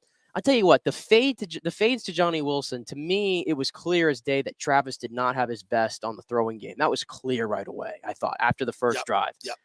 The fade, you might like the fade, but the fade is honestly one of the hardest plays to execute. Low percentage. It's very low percentage. And it just comes off as somebody who has no answers on how to punch it in at the goal line. Is that fair?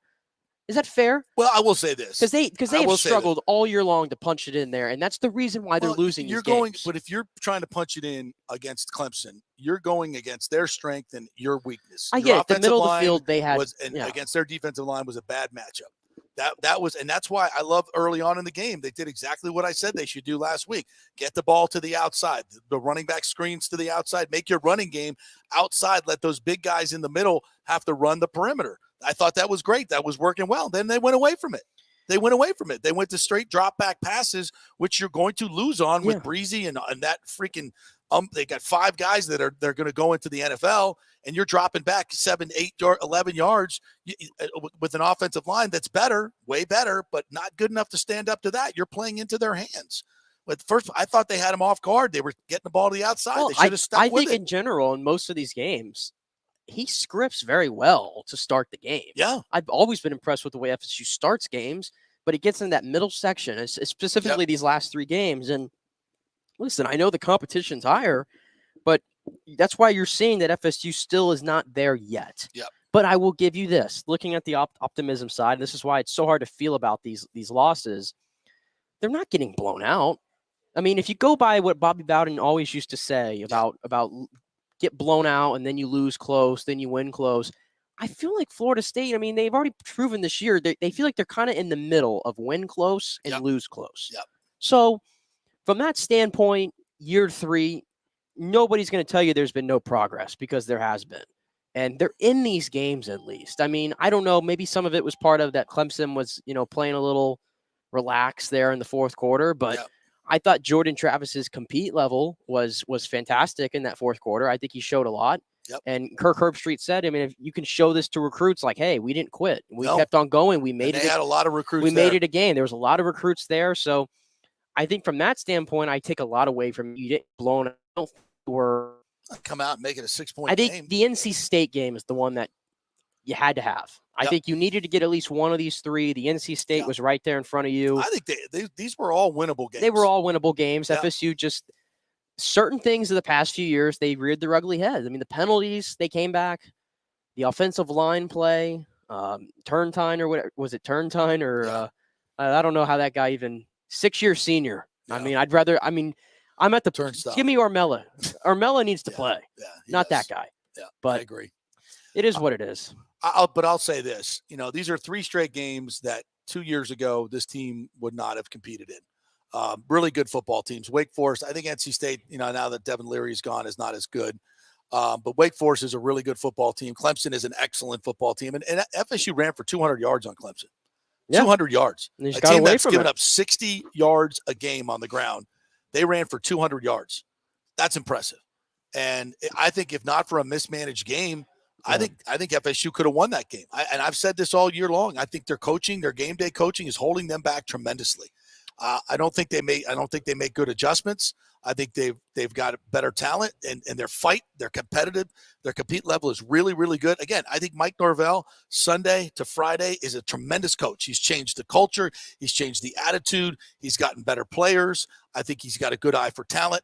I think his game plans are solid for the most part. But when he gets in games, he's not, and that can change. He can get better at it. He needs to work at it. He needs to consult with other coaches. He needs to get a better feel for games, or get somebody who's a good game manager to be on the staff. I don't know how. He needs to work at that. That's where he is deficient. And they've got some winnable games coming up. I mean, suddenly Syracuse is crazy good at football. Yeah, and they get a week off, which is something they desperately need. So. Yeah, I think when I look at the program where it is right now, it's 4-3, even though it's a 4-0 start. You look at the LSU win, looks really, really good right now. LSU's a good football team. So I think they're definitely trending in the right direction. They're moving in the right direction. They've got to clean some stuff up, but I was disappointed more than anything at the in-game coaching. I thought the players played their ass off, and Jordan got nicked up and just wasn't himself for a lot of the game. Yeah. All right, we move on to your Florida Gators. My Florida Gators. Yeah. Certainly not mine. I didn't get to see a whole lot of the game, but I read up on it, and I picked LSU to win the game. I think they're just more talented, and in a lot of ways, Florida's similar to FSU. They just don't know how to win yet. The big games. They don't know how to make the key situations, the key stops, and the key plays. The quarterback is tremendously talented, but really makes some boneheaded plays at times. I just think they're still searching for an identity. And I also think that, Brian Kelly's a pretty damn good coach.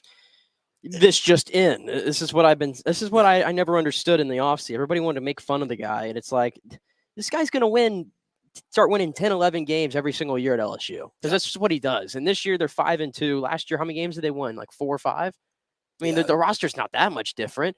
And that Jaden Daniels, I wasn't that overly impressed with him, honestly. His arm against Florida State, he seems to be growing week by week, and he had a great night through the air. I think he threw for like 350 yards in that game and 3 scores. 528 yards. The difference was that Florida could just not stop LSU's offense. I mean, they had opportunities too, and they couldn't do it. And then for Florida offensively, They didn't really have the ball much in the game, I didn't feel like. Yeah, they third down conversions, if they had 8 of their first 9 LSU converted. They had the ball for most of the first half. Yeah. And outside of Anthony Richardson, they couldn't run the ball. They could not run the ball that efficiently in this game. One of the big 3 was not playing as well, so that took a little bit of a hit. And Anthony Richardson, I thought he was okay.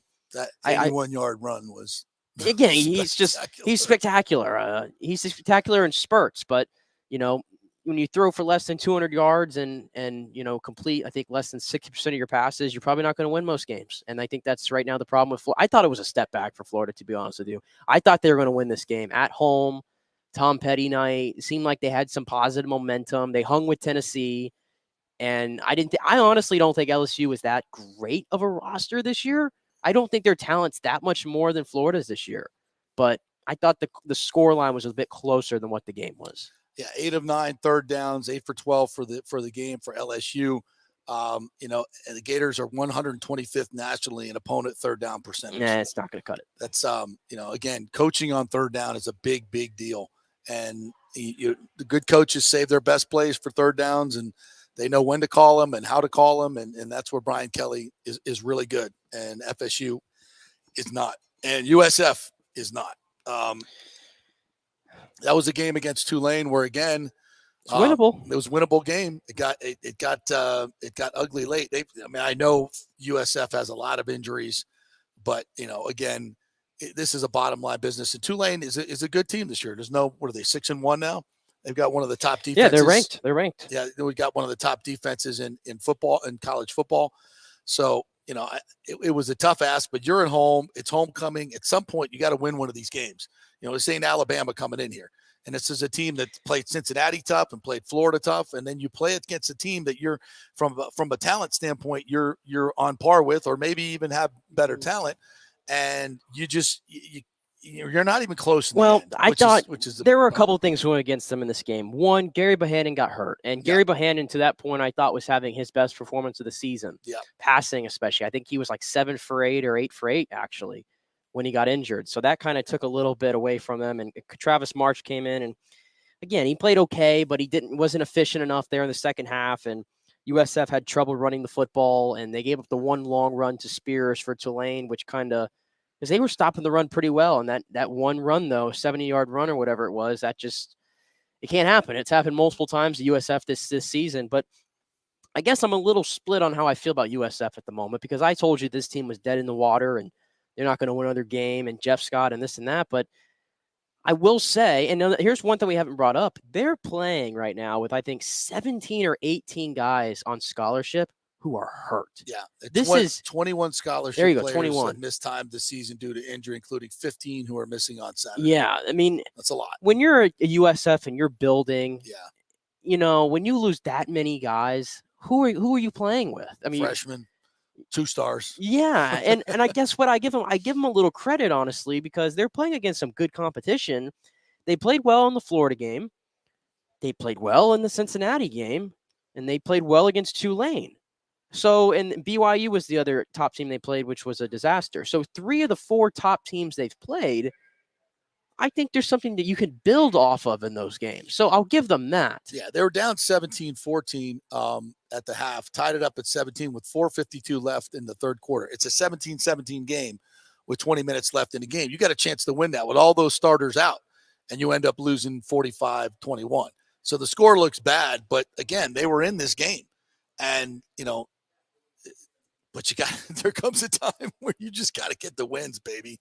You got to get some wins. And there's not a whole lot of wins left on their schedule, unfortunately, for USF. They've got it. They got to go to Houston, right? You got USF coming here at the end of the season. That looks like, I think UCF. Yeah, that looks like a bloodletting. They got at this point. The 2 games that they have a shot, I think, are Temple and Tulsa. Yeah. I need you to beat Temple and Tulsa. You got to beat them both. You got to beat them both to save your job. Just get a win over an FBS opponent, please. You got to. Honestly, I don't think they're going to fire Jeff Scott no matter what happens this year, because they just don't have the money. They're building the stadium.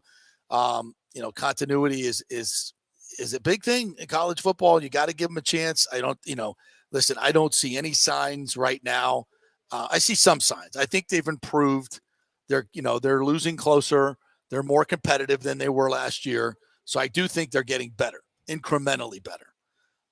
But it's just hard to make, as much as I love Jeff and the family, it's just hard to make a case for him as the right choice at this point. It's hard, and people are talking the same thing about Todd Bowles. And I'll just say this is a bottom line business. It's not up to how much I like them or how much anybody likes them or how good of a person they are. It's a bottom line business. And, for Todd Bowles, if you don't make the playoffs, it's a disaster. It's a disaster of a season. I don't think if you win just one, I think you got to win at least a playoff game to say it wasn't a bad decision for Bruce Arians to hand over the keys. I know that personnel is different, but if he doesn't at least get to the playoffs, it's a disaster of a season. And I think he needs to win at least one playoff game for me to say it was even. Get to where, Bruce got. Yeah. And I don't know. To me, the same thing with Jeff Scott. He's got to win those two games. Yeah. He's got to win those two games to have any sense of we're moving forward. You lose those two games and you can't make an argument. At that point, you're just saying we can't fire him because we can't afford it. Yeah. Here's a comment here from Lonnie Wilkins, by the way. If you wanted to go on the stream, you can read this one. Good compliment of you here. Okay. JP, just want to shout out your honesty as a reporter. Doesn't get scared and they'll lose their press pass like 99% of the industry. Well, I guess in the case of the Buccaneers and the Lightning, I can do that. It's rarely have to complain about the Lightning or any of their structure. The Buccaneers are very, they're professional. They will, they will accept as long as you're asking in a respectful way and you're being respectful in your criticism and you're doing your homework. They don't have a problem with it. And they'll pull you aside from time to time and like talk to you about something and say, maybe you could look at it this way. They're not going to be completely like the Rays are in other places where they just don't want any critical analysis whatsoever. So yeah, I appreciate that. And I know it comes from years. It can bite you in the ass though. I'll tell you that, Lonnie, sometimes you're a little bit too honest for your employers and that doesn't sit well, but that's okay. I have to be true to myself. I can't sit up there and just say things I don't believe or bite my tongue to keep a job. Probably times I probably should. That would be a much smarter way to go through life probably, but it's just not part of my makeup. Chris Thomas was my mentor. I would feel him just, rolling over in his grave if I did so. Every time I compromise or bite my tongue, I feel that way.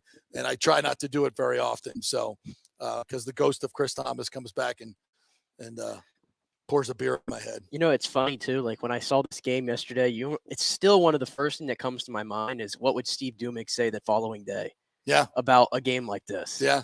So, or Chris. Or Chris. Thomas, Just somebody that never would pull punches, and just say what needs to be said. So, that's the way I go about it. Yeah. And that's the way I've been with Brady. I know I hear a lot of people today.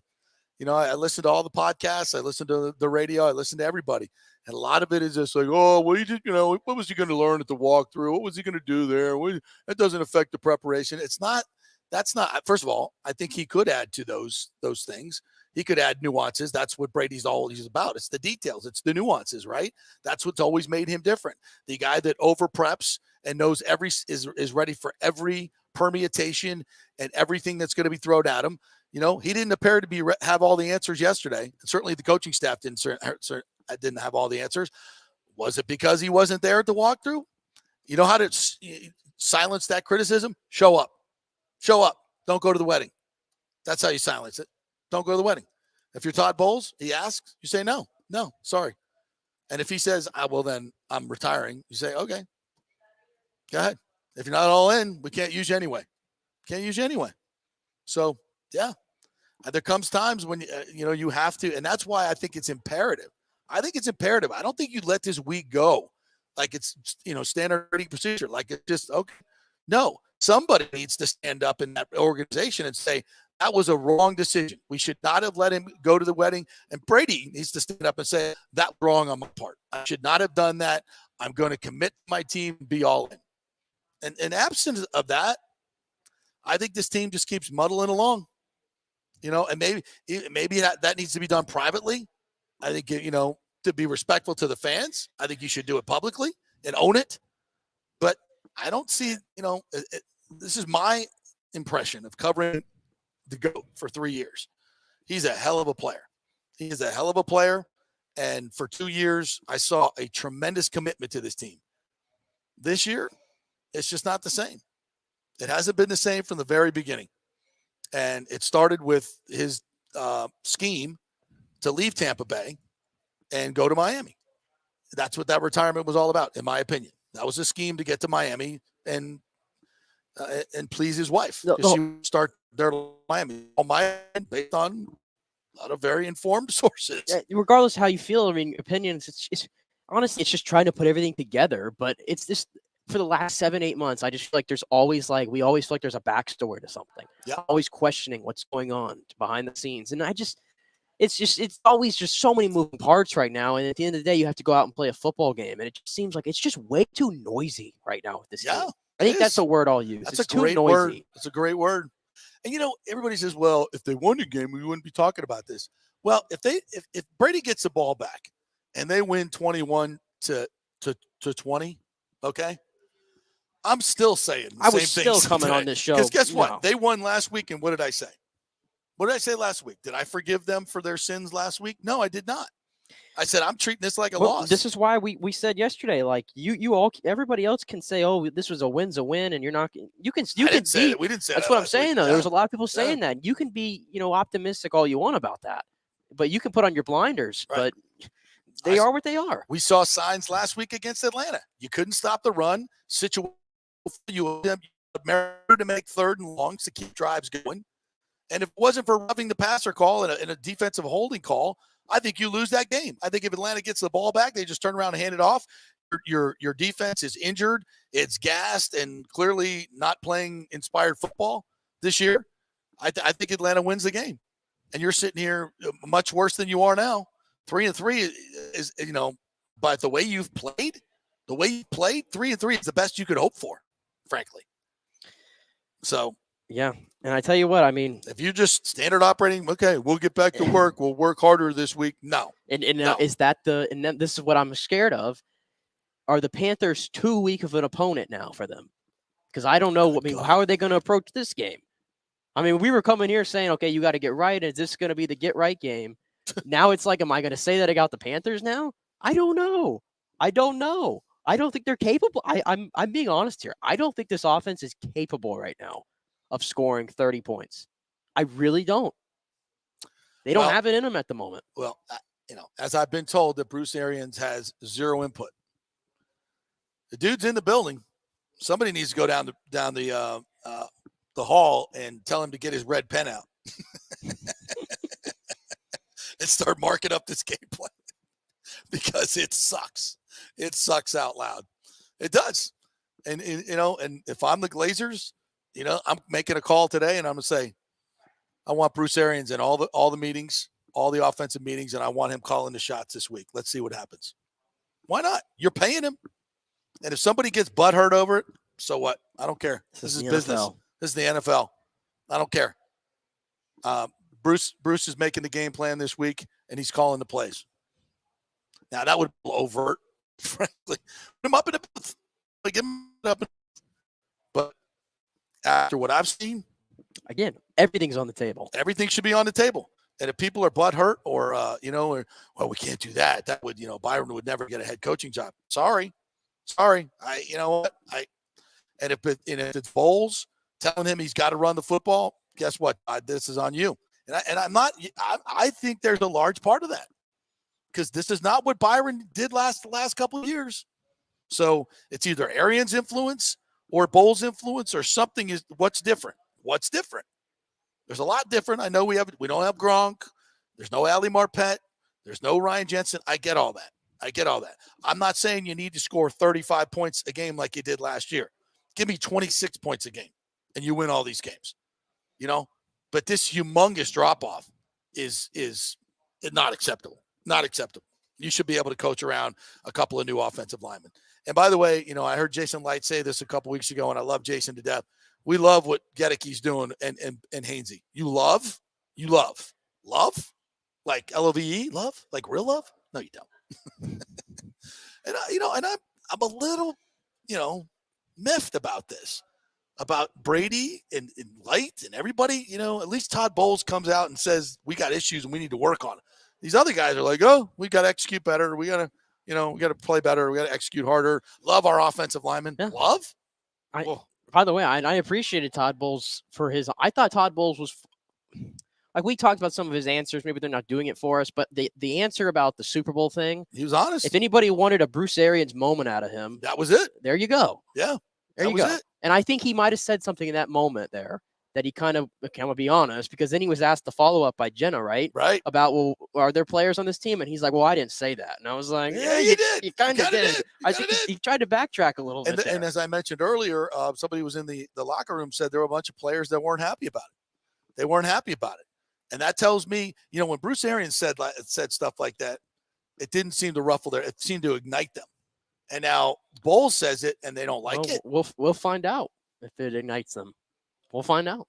Yeah, that's why I'm saying there needs to be a come to Jesus. Of course, I said that after the Kansas City Chiefs game. How many more come to Jesus can we have? Yeah, it's our third come to Jesus. It's like Jesus is not showing him. Jesus, I've been here 2 weeks already. We're supposed to only do this once a year. All right. So yeah, I got other teams I got to work with here. They haven't had their first come to Jesus meeting, so I'm booked. You guys had yours. I'm out. So yeah, they got to try. Better try harder. All right, last break. We'll come back, and I'm sorry we talked all Bucs and our local stuff here. We didn't get to a lot of the other NFL, but a couple of other observations need to be made. The Bucs aren't the only good or favored team that sucked yesterday. So we'll plow under a couple other teams when we come back.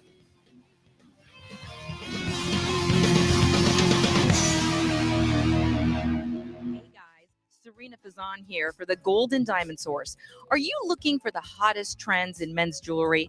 Ladies love to see men spice it up with something cool from the Gold and Diamond Source. Whether you're looking for a gold chain, fashion rings, even a pre-owned Rolex watch, or thinking about getting engaged, there's only one place to go.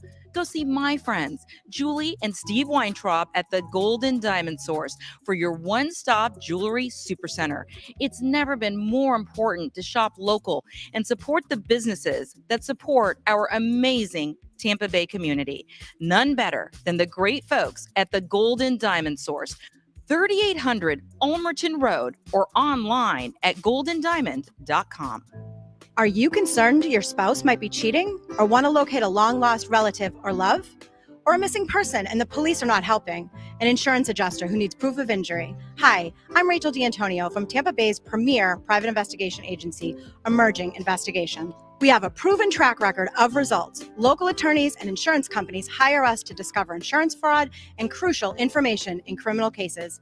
We can help in custody matters, and we devote a tremendous state-of-the-art technology and cutting-edge industry surveillance techniques to get you trusted results. Larger corporate agencies can be more expensive and do not offer the personal level of customer service and interaction that we pride ourselves on. We are a family-owned business. Our professional experience team includes my son, lead investigator Zach D'Antonio, a former collegiate athlete, and my daughter Emily, who leads our in-house investigations team. Don't take matters into your own hands by trying to install snooping programs on phones or GPS trackers. That can cause unneeded stress and give you inaccurate results.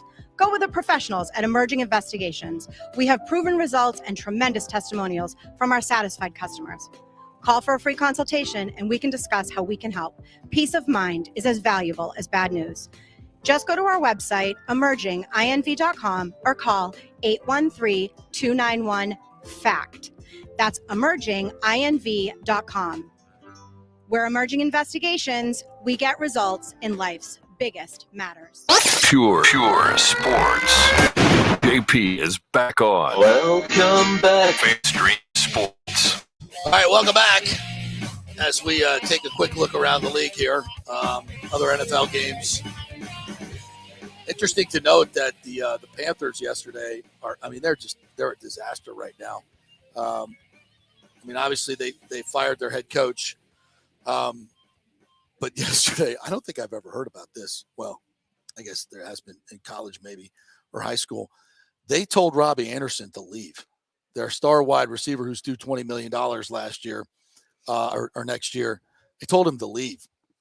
Got into a fight with the receivers coach, and then Steve Wilkes got pissed at the receivers coach and the and Robbie Anderson, and they kicked him off. You mean to tell me you've never seen a diva wide receiver mouthing off on the sideline and get kicked off / leave / take his shirt off / do jumping jacks? Well, on his didn't way he to the leave on locker his room? own? I guess so. No, or did Bruce tell him to get the hell out of here? Well, either way. Whichever one you want to believe. Yeah. All right. And the Panthers were up 10-7 at the half on the Rams. Yeah, the Rams just aren't impressive. The Rams came back to win it 24-10, but Stafford throwing picks again. Yeah. Cam Akers requesting trades, not playing again for the Rams likely. Yep. That team's got problems too. So the Panthers are shopping McCaffrey. Robbie Anderson might even be suspended by his own team. He was being shopped. He's shopped already. They don't have a quarterback. Steve Wilkes is their interim coach. Yes. They're dumping everybody. This team sounds a lot like the Pittsburgh Steelers, to be honest with you, going into that game. I mean, how much will the Bucs be favored by in this game, and how disappointing will they be? That's the only question I have this week. Is this on the road? Is this game on the road? Yeah.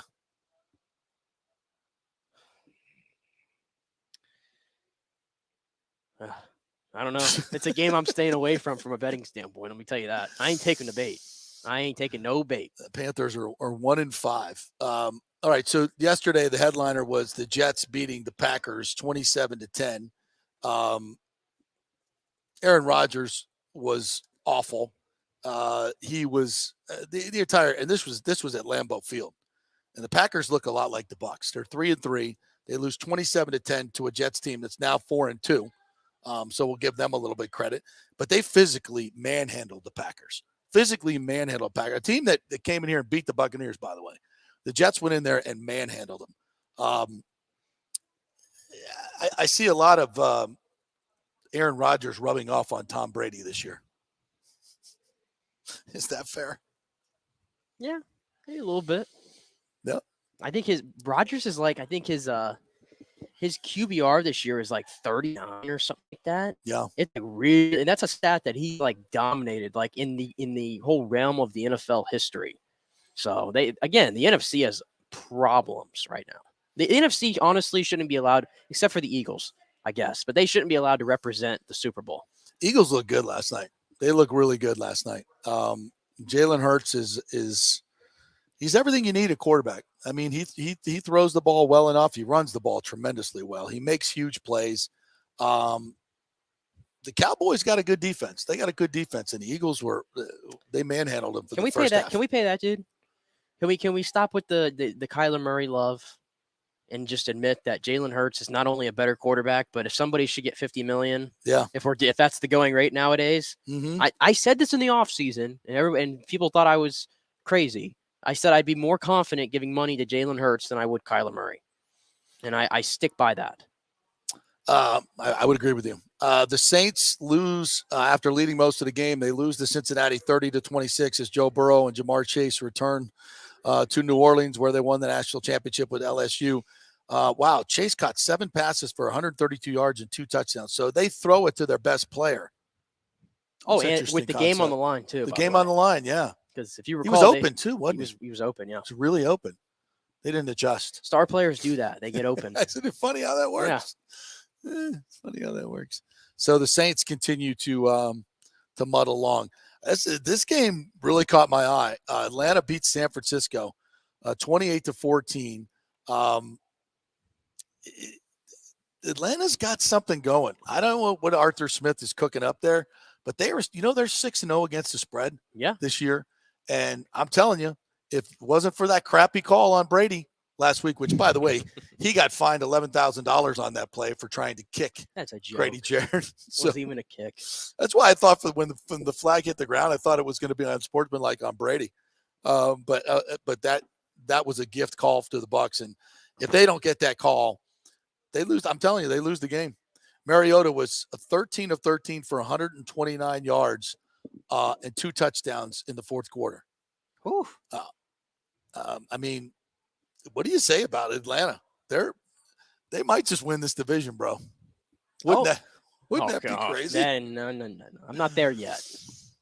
Well, you know what? Sometimes in the NFL, you got to stop looking at the names and start looking at the numbers. Every season is different. Every season is different.